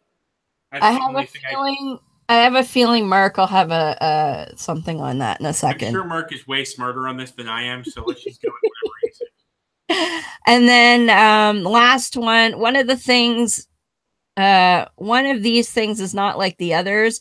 On each issue, compare Freedom Party's position with that of the Liberals, PCs, and NDP. In other words, we're different from everybody else. Like that's good. Yeah, that's not necessarily a selling point. And they even have, their own magazine, Freedom Magazine. Excuse me, I'm sorry. So wait, they can afford a magazine, but only a kind of, sort of, maybe half-passable website? Yeah. Okay. Oh, Mark just says that's about electoral reform. So. All right. Okay, next, Green Party. I don't think we really have to go too huge into the Green Party, do we? Save the planet. No. Here we go. There's their entire platform. Save the planet. Yep. Yeah. NDP. I don't pull a George Carlin and just say the planet is fine. People are fucked.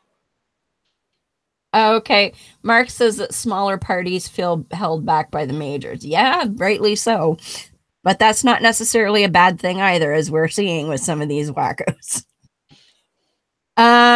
NDP, for our American friends, that's the more leftist party in Ontario and Canada. They're the socialist party for the most part. New Democratic Party. Yeah, New Democratic Party, and not socialist like communist Americans. We've got lots more left than NDP, but they're the sort of soft left. But I don't think we need to go too huge into them. They're the third of the big three. They do, as I pointed out to Mike earlier, sometimes get elective. It's rare.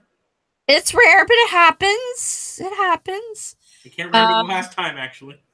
Oh, I was trying to remember his name. I can picture him, and he just got nominated to some kind of cabinet position. I for the longest time I thought Mulrooney, but I've been recently told he was conservative. No.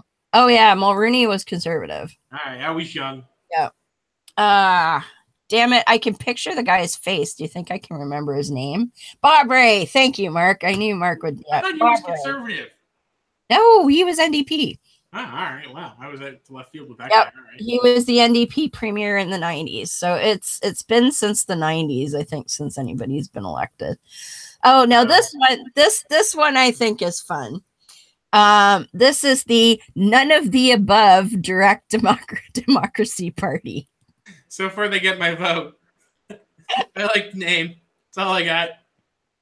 None of the above party. Let's just say they call it the Nota party. None of the above. Let's see.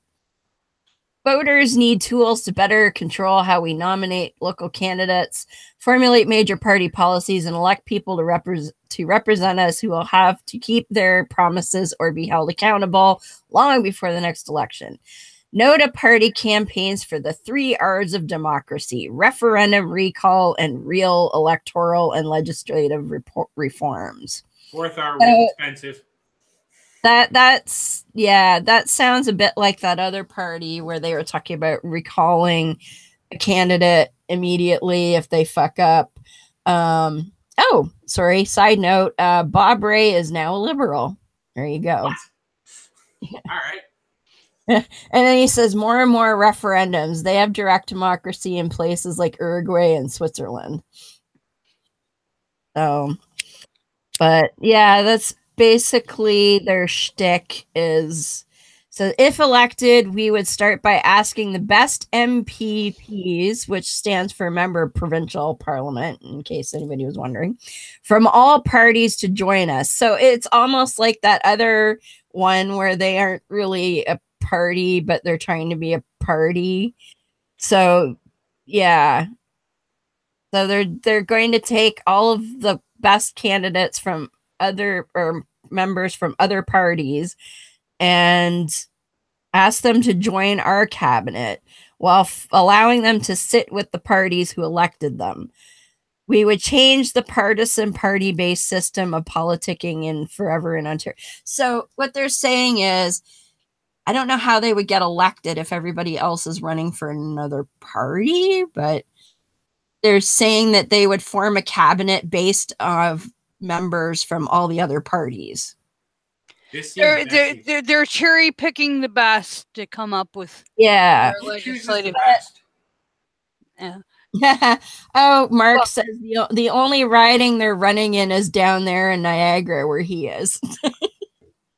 But it's just like, okay, so but if you're trying to get the best of available party members from other parties, how do you get elected? Like, how do you run somebody if you're looking to amalgamate people from all the other parties? I don't understand. That's a good point. And then it says, in the first 100 days, we would pass every bill where there is an agreement or consensus among most MPPs from all the parties elected. Then within the first 6 months, we would send out a plebiscite information package on everything proposed by the government and its opposition. Do you think the average Canadian is going to read that shit? This sounds like a fucking free-for-all. To read that shit. They don't have time. You're right.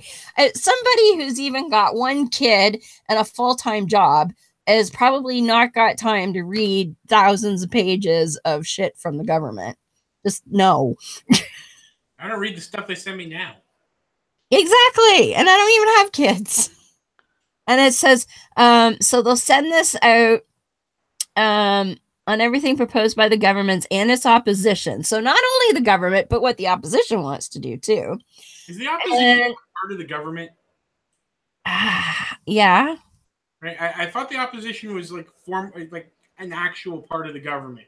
I thought so too, but so everything by the government was so what we're sending the opposition's crap twice. Yeah. Oh, but then get this. And then voters must reply within 30 days for the House to consider. And then it just says, we will consult experts. Okay. I don't think they've thought this through very well. I don't think they've thought. End of sentence. Well, it sounds like they want to open it up to a free-for-all. It sounds like anarchy. Yeah. It sounds like total political anarchy. Yeah. And Mark says politicians actually need to read the bills. Yeah, let's start. Sounds like an episode of Black Mirror. It's That's what it sounds like to me. Catchy name, but whoa. that's a mess. All of a sudden everybody with a smartphone gets a vote. Yeah. Okay, and next up we have the Northern Ontario Party. Gee, nope. I wonder what they're about. Nope. Yeah, the Nope Party. Basically, come on, somebody had to have seen that. How did that slip by in their naming? Apparently they didn't think it through. Their brains were frozen from living up north. I don't know. But what I did skim through these guys, and most of it has to do with stuff that only matters in Northern Ontario. So things like better social services, stimulating better economic growth up there, stop closing northern schools, and build newer schools, things like that. A lot to do with energy prices, because energy is really expensive up there because they live in the middle of buttfuck nowhere. Mark says another 1996 website too. Yes, indeedy. With it's cold up there. With the lovely moose background. And then now they are very big on environment and climate change stuff, which would make sense because they have a lot of natural resources up there. And they want things like banning disposal of nuclear waste in Northern Ontario, getting a new water act, because especially with the Indigenous folks up north, there's a lot of problems with clean water. Just a lot of things like better health care, because of course, again, they're in more remote areas. The health care is not as good as it could be. Better housing, same thing. Focus on Indigenous relations and reconciliation, which is very important for sure. The problem, even though they've got a lot of good points and things that are definitely important in Northern Ontario, they're never going to get elected because Southern Ontario is where all the people are. Unfortunately. And also, their party name is Nope. Yeah, the party name is Nope. Okay? You're not getting elected when your party name is Nope. Yeah. But interesting take on... For all the programmers out there, no op. No op. All right, getting there. Next one is Ontario Alliance. And I'm trying to remember if I thought these guys, because there used to be a Federal Alliance Party, which has devolved back into the mishmash between the Conservatives and the PCs and such. Let's see. It's a new provincial political party made up of regular, everyday folk like you, tired of wasteful government spending, disillusioned by regional disparity, and sick and tired of the ever-growing provincial debt. Ontario taxpayers have made it clear they deserve a free enterprise alternative. The Ontario Alliance will fight aggressively against government overreach, intervention, and intrusion. The citizens of Ontario no longer have to put up with the divisive, elitist, mainstream party attitude of the big three. Well, you have to get elected before you make claims like that, people. Let's see. Platform. Hold on. Wow, they're slow.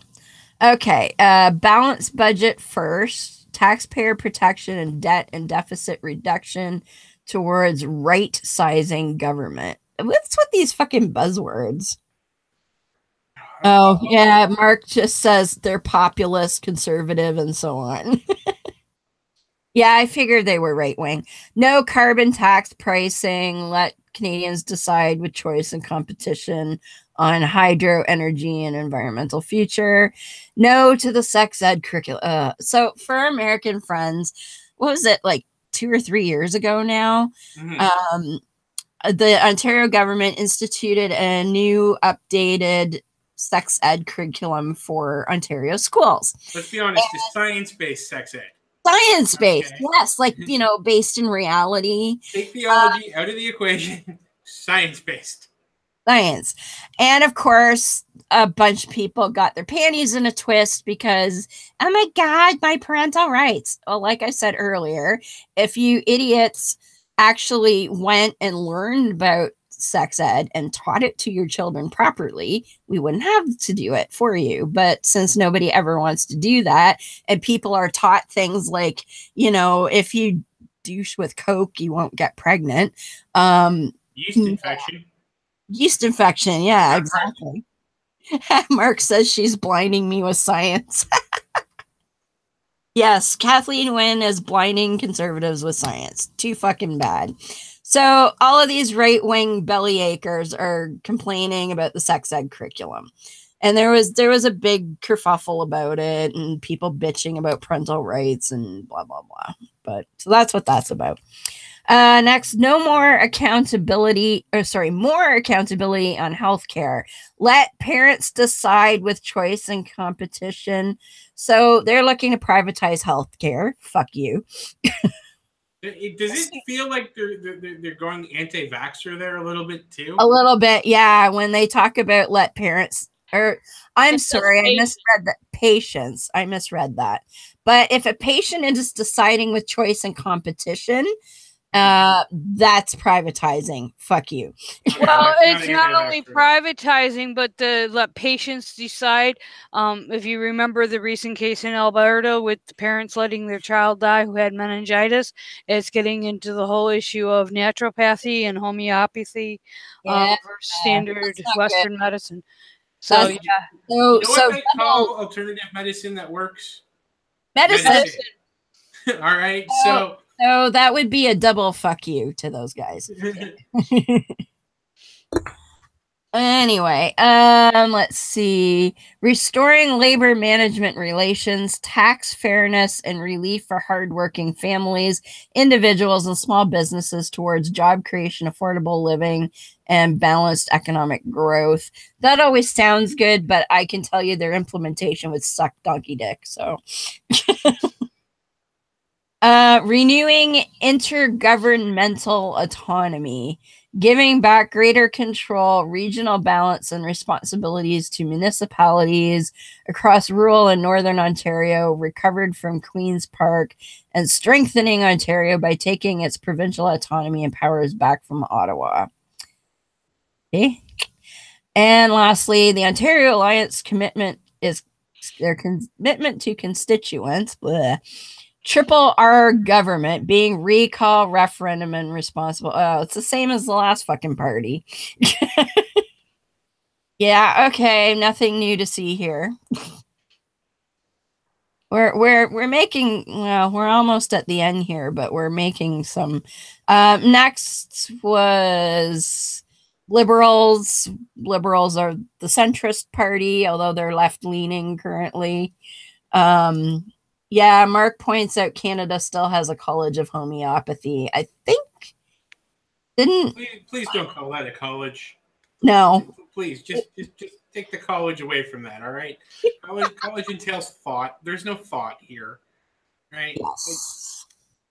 There's so many people who get poisoned and die every year because they believe in the alternate medicine that's given out in malls. Right? I ran into that when I had my stroke.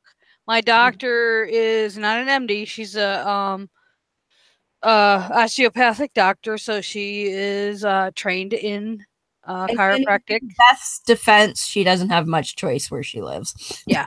And 3 weeks after my first stroke, I was having, and I still have issues with the muscles in my neck. Mm-hmm. And she wanted to do chiropractic manipulation to fix the problem.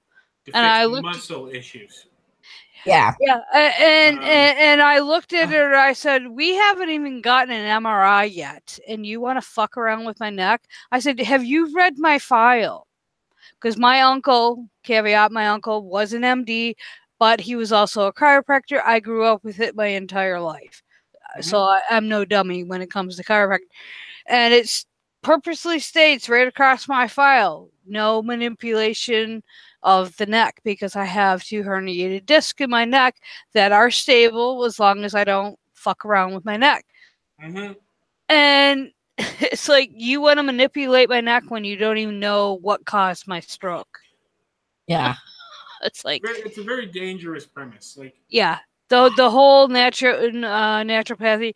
Now there is some benefit. I will say this as a caveat. So there is, or there are some studies that may show some benefit for lower back injury. But any my opinion is just on anybody with disc damage is a fool. Yeah. Right. Exactly. That's your first bar there. If your chiropractor wants to do an adjustment and he knows you have disc issues, he doesn't. Oh, well, Run away. Well, what makes it even worse when she suggested this, and I said, "Have you even read my file?" She admitted to not even knowing anything about my file. Now, you got when I had my stroke, I wasn't under any care because I had lost my insurance, so I couldn't afford it. I didn't gain my insurance back until the day after my stroke. One of the main things I have against the American medical system. Yeah, we won't go into that, but so we'll need another 2 hours for that. Yeah. As Deb says, I have no choice of where I go for my medical care. I live in a very small town, very rural, and the medical care here sucks. Well, that happens in Canada too. In the rural areas, you wind up with a shortage of doctors because nobody wants to live far north in Ontario, right? And well, above that's none of it, and well, nobody wants any of it. Yeah. Right. So let's just try and power through some more of these here. So the Liberals, they're currently in power. Kathleen Wynne is the premier. They're left of center-ish, and that's they used to be sort of right of center. They bounce back and forth depending on things.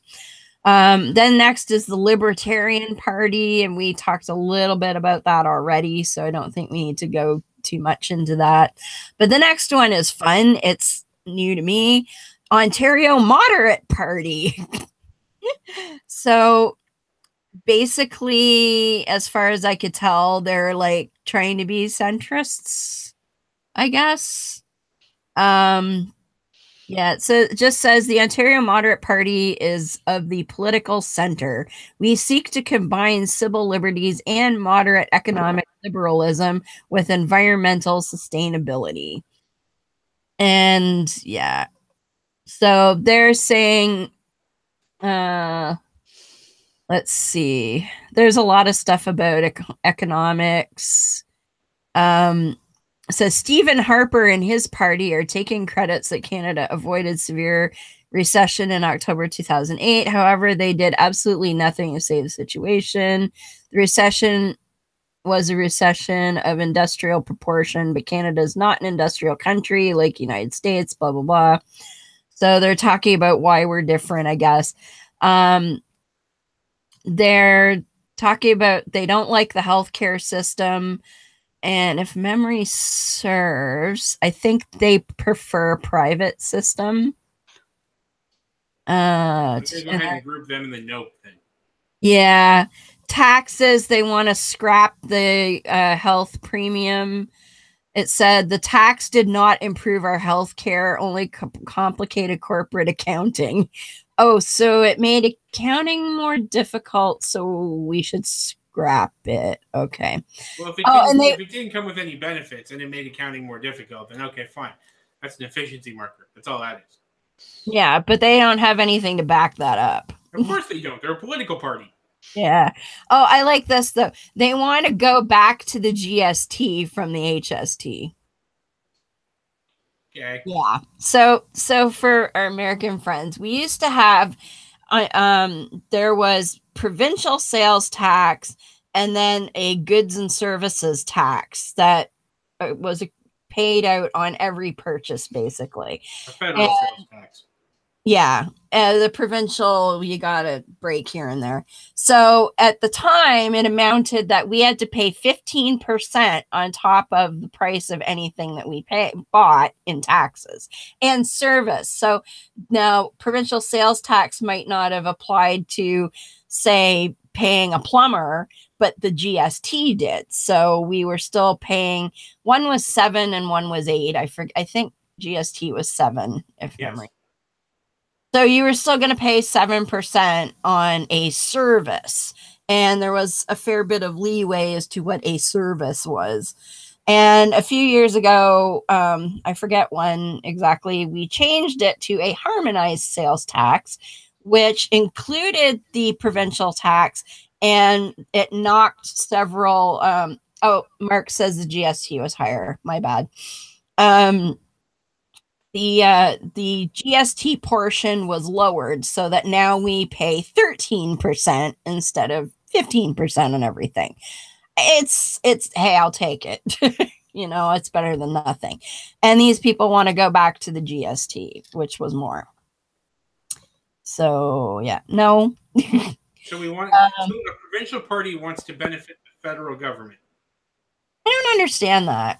Right? Because to me, okay, so PST comes back and remains the same as what it was. I'm assuming that the PST part stayed the same when the GST was knocked down to make the harmonized sales tax. So this provincial party's one of their key mandates that they felt to put on a website only benefits the federal government. Yeah. Well, like, what they're saying is most of the businesses immediately switched to cash payments, which are not taxable and impossible to control. Well, they didn't immediately switch. They switched a long time before that. Yeah. Like, they're talking about people paying under the table, right? Yeah, and that's been all around forever. Yeah. Anyway. And Mark makes a point to provincial sales tax does differ by province. So Ontario, I think it was, if not among the highest, it might have been the highest. I don't remember. Or is the highest. I don't recall. Transportation, they want to restore fair auto insurance. I'm not sure what that means, but it sounds good. Restore sensible highway speed limits. Well, I don't know what sensible is. If they're going to make the 401 120, I'm all for that. But if they want to make it 90, then fuck you. But they don't say what sensible is. It just says there should not be any reasons allowing the police to take your car away. So maybe they are for faster. It sounds like they want to get rid of the stunt driving situation. Yeah. It's really the only reason that a cop can immediately take your car away, and that's 50 kilometers over the speed limit. And I'm not entirely opposed to that, right? Because if you're doing 160 down the 401, that to me feels excessive. Just a little. I don't know what that is for our American friends, but it's the hell out of here. And then Mark makes a good point. Sensible is subjective. Absolutely. They want to eliminate the gasoline tax. Well, now I don't think I can argue with that. I don't think we can survive without the gasoline tax, so I can argue with that. Okay. Right? Because I just don't like paying it. But personally, I love the social programs we have, and somebody has to pay for that somehow. And the gasoline and cigarette taxes are bringing in a large quantity of money. So while it sounds nice in the front end to say, let's get rid of this huge tax that's a burden on people, sure, but then where does that money come from after? Right? Well, I think it's important to note what they have under that is I was going to say Ontario gasoline tax was introduced in the year 1942 to finance the war against Germany. That war is over. Income tax. It's still here. Yeah, that war is over long ago. Let's return to a peaceful time. So basically, I'm not sure how your gasoline tax was set up or what tax did support the war in Germany, but okay, that's done and over with. But like you just pointed out, it also, these taxes support other programs. Wouldn't you want those to continue? Well, but that's not their only purpose. I like the end of it though. It says that war is long over. Let's return to a peaceful time. Like getting rid of the gas tax is going to get rid of war. The war might not be over. Yeah. Oh my gosh, these people kill me. Well, what I thought was funny about this group, not to harp on it too much, under their health catastrophe in the making, they go into about the whole obesity thing, and it looks like they're approaching it from a epigenetic standpoint, which is fine. But the example they give, this fucking kills me. Okay, give your cat eggs or milk from the supermarket. If Ken is not, it should be cat. If cat is not extremely hungry, the cat is not going to eat it. He would smell it and go away. However, the cat always would eat with a great satisfaction organic eggs and milk. Bullshit. The cat is I would like to call into the fact that I have evidence strongly to the contrary. So do I. with a single cat. Her cat eats the weirdest shit. Well, subjective, the point being is they're using a cat eating eggs and milk. Okay, you're not supposed to give your cat dairy or eggs. Oh shit, I'm not. No. Milk can actually kill your cat. It's a rare, but it can make them very sick. And eggs, I'm going I've never given a cat eggs. Eggs. Now, cooked eggs are one thing. They don't say either, but the examples they use, eggs and milk, two things you shouldn't be giving your fucking cat. Yep. And then the whole organic bullshit. We won't even go into that. Thank you. I will be here all night. Let's keep going because I think the rest of these are pretty small. I know we're over, but we can get through most of this. I think the next one is fun. The Ontario Provincial Confederation of Regions Party. Now they don't have a website, but I found it. No website, then nope. Oh no, they have one. It's just not listed. Here you go, Mike. And I posted it in the chat. It's a Google Sites page. Oh yeah. Are you freaking kidding me? 1989 called and would like its website back. No, let's be fair. Wikipedia called and they want their template back. Okay. Yeah. So it is just walls of text. Yep. Like wall after wall of text. I'm not even sure what this is. Like the mandate, it says it was formed on the principle, again, direct democracy, again, to make politics more inclusive and make the political arena a more level playing field where people of Ontario are equal partners in the government rather than subservient subjects. You can be a member for $10. Yeah. And if you're a senior, unemployed, or a student, only $2 get you to be a member of this. It's pretty scary. Yeah, they're talking about referendums again, the ability to recall. Like, it's the same shit over and over under different party names. Like, do these people not know about each other? Do these people that like this direct democracy bullshit realize that a full-on one-for-one vote democracy does not work? Yeah, there's some argument as to whether or not that can work. Well, you guys don't have the population either. Exactly. So. When you're dealing with a population in millions, not tens of millions or hundreds of millions, it's arguable that it still could work. You'd have to use some type of electronic voting system to be able I'm not keen on using electronic voting. Well, that makes one of us.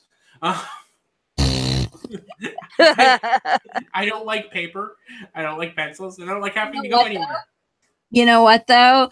I worked as a poll clerk at the federal election, and I think the process is perfect just the way it is with paper and pencils. I disagree. Paper and pencils, it's just too easy to cheat. How? It's much easier to fake a paper and pencil than it is to fake a MAC address properly.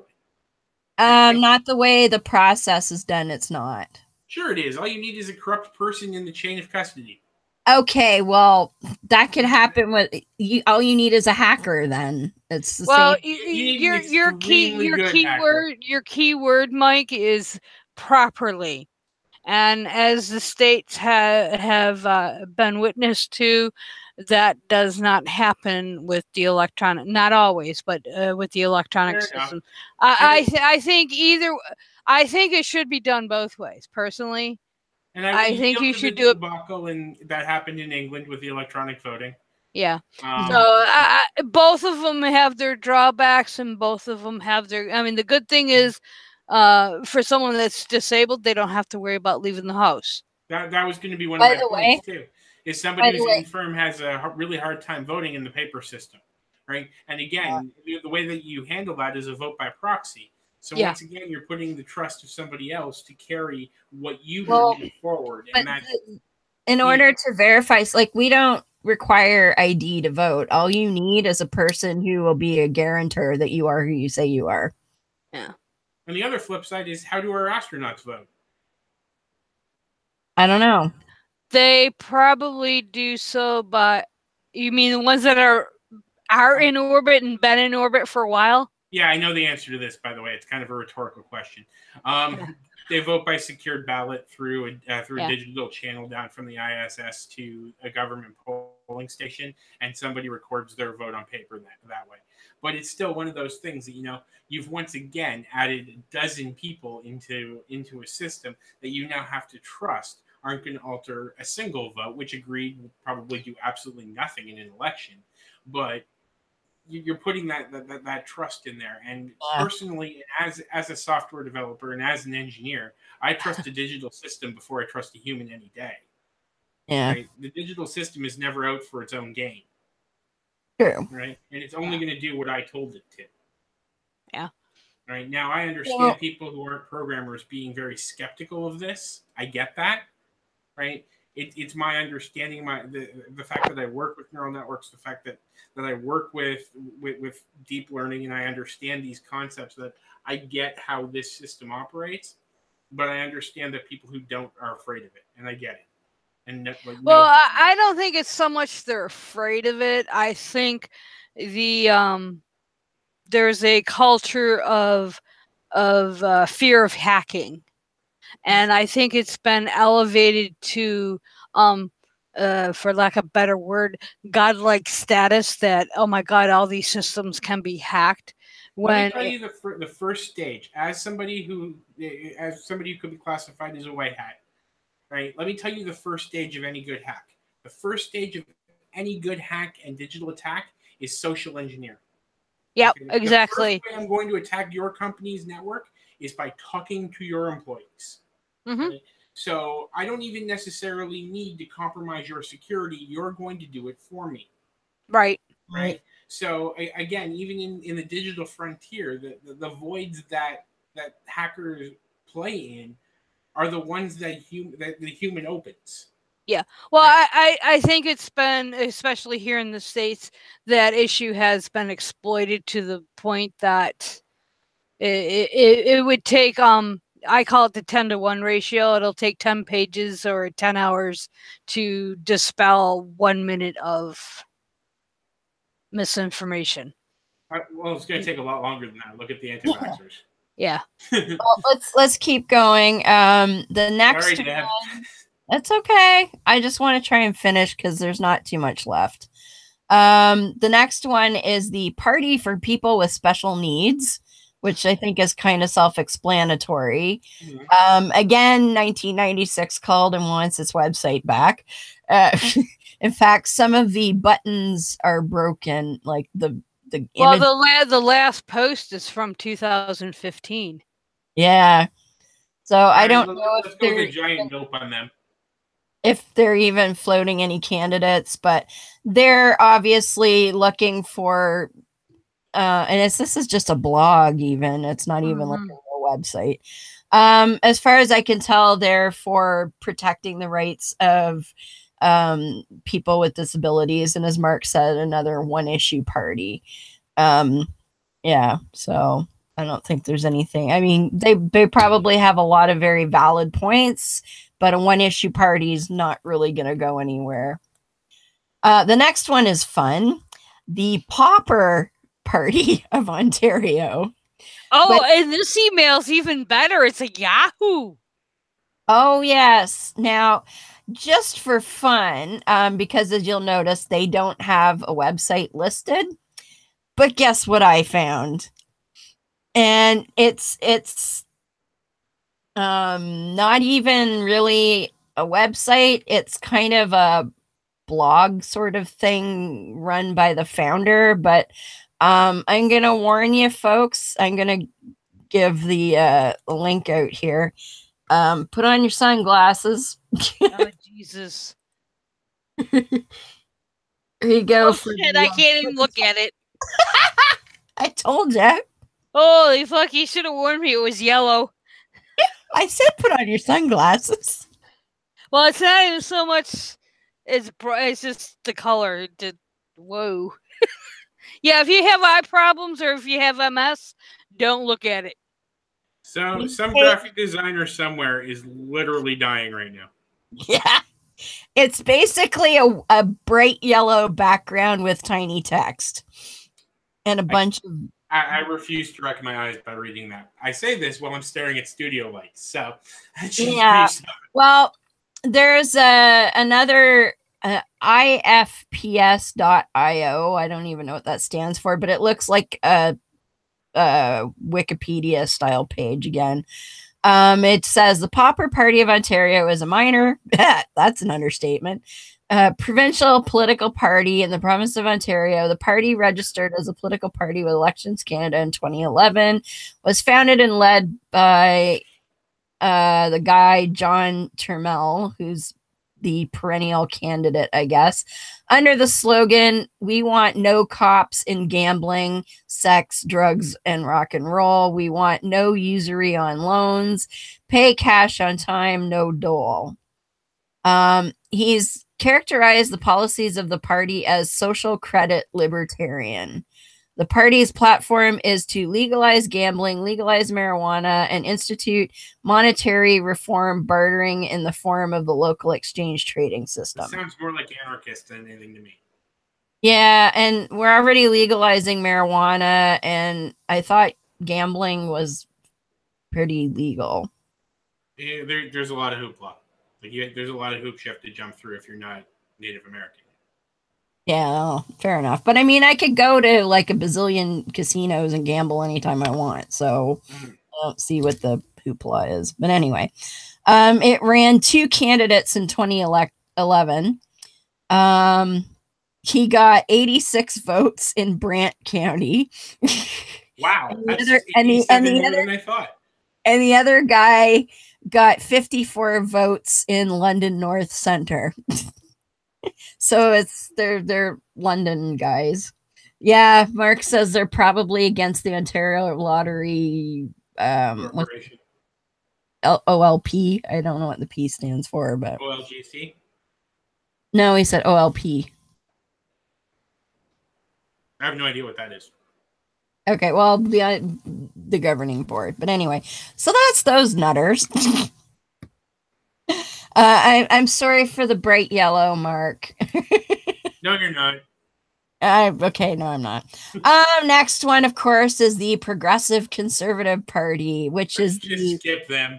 Yeah, that's just gonna make all of us mad. Doug Ford. Yeah. Google all of the worst parts of his brother. Yes. Next we have the Stop the New Sex Agenda Party. And it's stopwinsexed.ca. Another single issue party. Let's just pass. Single issue party. We kind of talked about that other. With Jordan Peterson in a video. Yeah. Go figure. Next, we have the People's Political Party, which has a Facebook page. Pass.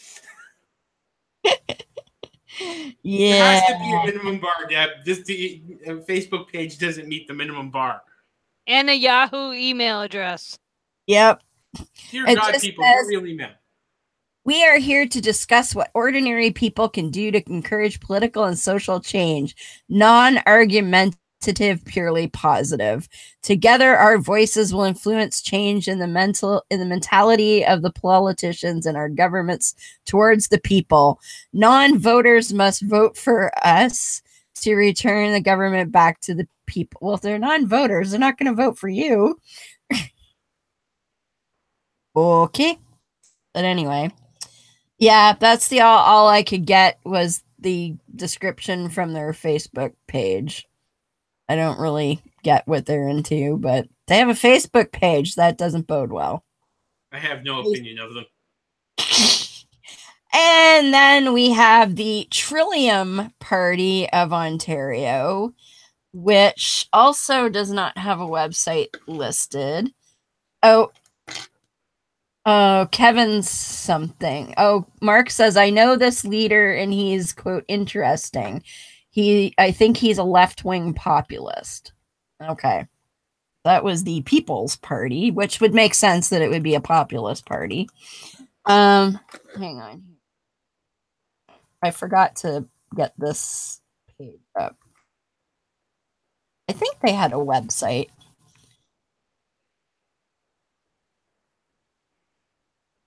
I mean, Trillium, for people who wouldn't know, is the official flower of Ontario. I found it interesting because my parents' property in New York was known as Trillium Pond. Oh. And it's actually a protected species of plant, and we had a overabundance of it on our property. Well, New York's not far from Ontario. Yeah. I grew up in Buffalo. Yep, I found the website. Oh my god, the website. Yep. At least the domain name. Yes, and it has some like flash on it too. Well, and I won't be able to see it. Oh, it's HTML5. It's not Flash. Okay, well, I don't know the difference. You're the programmer. I'm just the mouthpiece. This is actually not a bad website. No, it's the best one we've seen so far, I think. And now, granted, we didn't look at the Liberals or the PCs or the NDP. I'm sure they have a nice professional website. Yeah, I'm sure they paid somebody to build it. Exactly. Exactly. I can't remember what these guys were into, though. Policies, guiding principles. Come on. They're a bit slow. Let's see. Every person has the inalienable right to uninterrupted enjoyment of their life, to freedom of speech, freedom of association, freedom to pursue their own just goals, and the property they justly acquire. I think that's already in the Constitution, isn't it? I was going to point that out, that I think those are federally granted rights. Yeah. Government has an absolute duty to ensure that the rules apply in Ontario to protect the inalienable rights of every person against the actions of anyone, including person, group, or company, and any agent of government or the courts. I'm pretty sure that's already in the law too.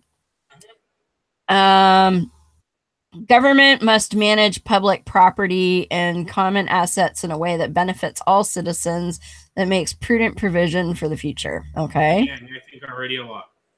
Government may support infrastructure and services that could not be adequately provided without government involvement or funding.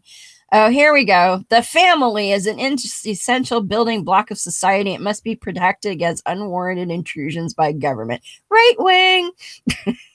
The minute define family. Yeah, exactly. What's a family to them? My definition of family would probably fall under the intrusion part to them. Anyway, and government will assist with the basic needs of those who cannot help themselves. Well, that's fair. Okay, nothing too special there. The last one's the vegan party, so can we the vegan. Gee, I wonder what they're about. Please tell me you have a website for them. No, not listed. Let's all agree that their caloric intake per day is so low that they're not powering their brains good enough to possibly govern a province. Or make a website, apparently. And this is a Hotmail. So they're probably not even around because I think Hotmail's gone, isn't it? No, the addresses still exist. It's done through Outlook now. No, they have a Facebook. All right, we said no Facebooks. All right, we're over. Oh wait. Oh, there's. Oh no, that's just an article under all-creatures.org. But Even worse. Yeah. So nope, they don't have that. Sorry if it offends anyone, but I am a hardcore carnivore. I'm not going to be voting no vegan party. Yeah. So that's our alternatives to the big four. Big four? Well, if you count the Greens. How the hell do you count the Greens as a big party? They get mentioned a lot. Oh, I found a blogspot page for them. Even blogspot? Oh, God. The vegans? Yep. Yeah. Mark says pro-animal but anti-human. That's generally the case, yes. I do know some very nice vegans who are not in your face and who don't mind that you are a carnivore. I haven't found very many of them, though. Just saying. But Well, when I was for years, but I just did it because I don't like meat. I didn't care what anybody else did, but it wasn't a political thing for you. no, there was no political or moral. I just didn't like the taste. I mean, I still don't eat beef. I eat pork maybe once a month. I mostly eat chicken or fish, or I use a lot of rice, beans, and a lot of other. But that was just purely because I didn't like it. But Steak after wrapped in bacon. Do I need to say more? oh, bacon, I have 3 pounds in my fridge. Yeah, but you wrap steak in it. Oh, I don't eat steak, so I don't like it. Then you leave the steak mostly bloody, and it's just great. Yeah. I will eat prime rib on occasion, but when I can't afford it to, I don't like the taste of it.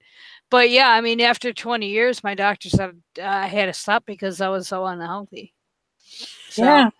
it's like it's unrealistic, and just to put it this way, they think it's a sustainable way of life, and in the overall grand scheme of things, without going into detail, it's not. And there's numerous research to support that. So I'd like to say that I'm really disappointed at the lack of satirical parties in Ontario. We need to have provincial rhinos, damn it. Yeah, I thought really? that was I really... thought all of them were jokes. Well, I agree with what Mike... There's an argument to support that, for sure. But I found your national parties much more comical, as far as, you know, like the Flying Yogi, you know, with Brian Henning and stuff. I found that more... Yeah. While these guys seem to be a little bit more on task, there's still some pretty outlandish... But I still find it interesting that your governments, you know, whether it's provincial or national, even allow for such. Whereas down here, you have just basically Republicans, Democrats. Yes, we have the smaller parties, and, you know, but they don't have any influence whatsoever. Yeah. But yeah, if I had something like that to vote for, well, again, we get shitty choices in Kitchener Center because we only really get the big parties here. I think the only choice that we have, other than, you know, PC Liberal, NEP Green, I think we have a choice to vote Communist in Kitchener Center. Are you Kitchener Center, or are you outside that? Or do you know? I think I'm outside it, right? Because I'm up by Fairview Mall. So yeah, I know where you are. I've been there. I know you have. Yeah. Anyway, so that was our Ontario political system. Yay! A lot of repetition there. Like I said, there's these guys seem to need to get together and figure out that they're all looking at the same stuff. For the most part, but all have slightly different peripherals. Right? Yeah, and it's kind of like the different flavors of Christianity. They're all arguing over the same imaginary friend that is portrayed slightly differently. Yeah. Mark says we might have a libertarian. I don't think there was. I checked a few days ago, and I remember there was only one alternative outside the four. No. It might have been a libertarian. I could be wrong, but oh well. There were some none of the aboves listed in other writings, which I thought was rather funny. I mean, it's a great name, but the whole premise just sucks. It's terrible. It's just waste of a name. Yeah. It is. But anyway, so yeah, Mike, thanks for joining us. We appreciate it. Glad you could enjoy some of the hilarity with us. And thank you for spending an extra like 40 minutes with us. Didn't anticipate going that far over, but nah. It happens. Well, we didn't do a show last week because we were both kind of under the weather, so we made up for it, I guess. So why don't you tell us a bit about your channel and where people can find you? Sure. I'm in the lab right now. My channel's name is Mikey's Lab. We're all about science, engineering, DIY making. We present videos as often as I can. Unfortunately, some of the projects I do are very long, so it might be a month in between sometimes. The most recent one being a Nixie tube display, which is a great 1955 Russian technology to take a look at. By all means, come check me out at youtube.com/Mikey's Lab. Subscribe if you're into this type of thing. The other channel that I'm part of is Fishing for the Rest of Us. That's hosted by my best friend and produced by myself and him.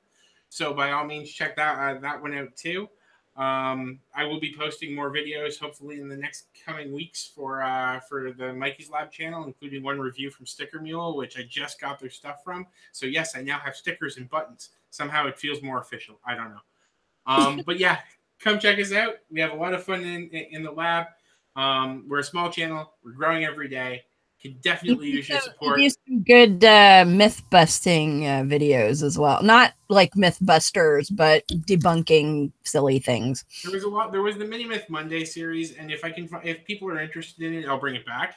I stopped it because it was a lot of work and it wasn't getting a whole bunch of views. But if you check out the channel and you like that, leave comments. Because if you tell me what you want to see, I will be more than happy to tailor my content towards my audience. So if you want me to do more of them, by all means, just let me know. Cool. And Beth, where do we find you? Easiest way to find me is on Twitter, Dune9998. That connects to my blog, Havoc and Chaos. And it also connects to Facebook under Beth A. Hambridge. If you send me a friend request, please note that it's from listening to the show, or I will delete you. And I do have a YouTube channel under Beth A. Hambridge, but I have not put out anything new yet, as I'm still trying to figure out all the camera and sound stuff on my new computer. But I have a few ideas in the work. Beth went from 7 to 10.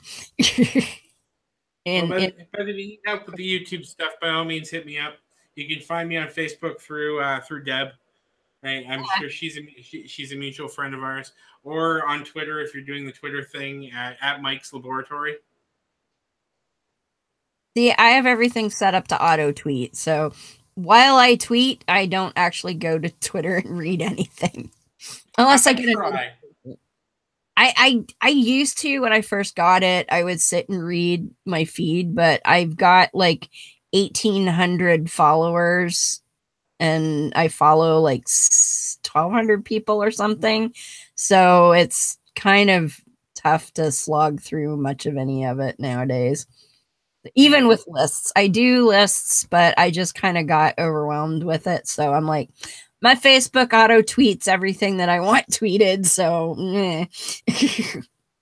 but, and of course, you can find me on Holy Crap, the Vlogcast, which is Sunday mornings at 12:05 a.m., hosted by the Shujin Tribble and the rest of our motley crew of panel folk from around, well, usually the globe if Joseph gets up in time. We have a friend, Mike, who lives in Paris, France, but grew up in London, Ontario. Wow. All right. Yeah, but he's been living in Paris for like 25 years, so he always bitches that he forgets his English, but I keep telling him his English is fine, but that's a whole other story. But yeah, you can find me there, and also you can find my other project, which is Full Quranic, where I read the Quran so you don't have to. And you can find out all about the lovely things that Allah likes to bitch and moan about if you want to go over there and listen to me read it instead of having to do it yourself. And that's www.fullquranic.com. And that'll be about it for tonight. And we don't have anything specific planned for next week, but we've got a lot of feelers out looking for people to respond back. So hopefully we'll get somebody to come and join us next week, and we'll let you know as soon as we do. But until then, we will leave you with the Humanist Creed, and we'll see everybody next time. I know the truth and power of reason and of rational thinking, and I will use them to my advantage. I know the truth and power of educating myself, and of expanding my intellectual boundaries, and I will educate myself. I know the truth and power of vanquishing ignorance, and I will do so whenever the opportunity presents itself. I know the truth and power of morality without supervision, and of true and accurate righteousness. I know the truth and power of obliterating tyranny, be it intellectual, emotional, or philosophical, and will work toward that goal whenever and however possible. I know the truth and power of human ingenuity. I know the truth and power of human compassion, and I will be mindful of the welfare of others. I know the truth and power of equality and fairness for all living things. I know the truth and power of the importance of our families, our friends, and our fellow men and women. I know the truth and power of human stewardship of our lands, our waters, and our skies, and I will try to act to preserve our environment. I know the truth and power of the sciences of mathematics, of physics, and of chemistry, and of the important role of these disciplines in understanding the workings of this cosmos. I know the truth and power of the rejection of all notions or beliefs that reside in the supernatural or the superstitious, and of those notions or beliefs that we are not supposed to be able to explain. And I know that these rejections are necessary for humankind's survival. I am a human being with a free mind, liberated from irrational influence and from unreasonable dogma.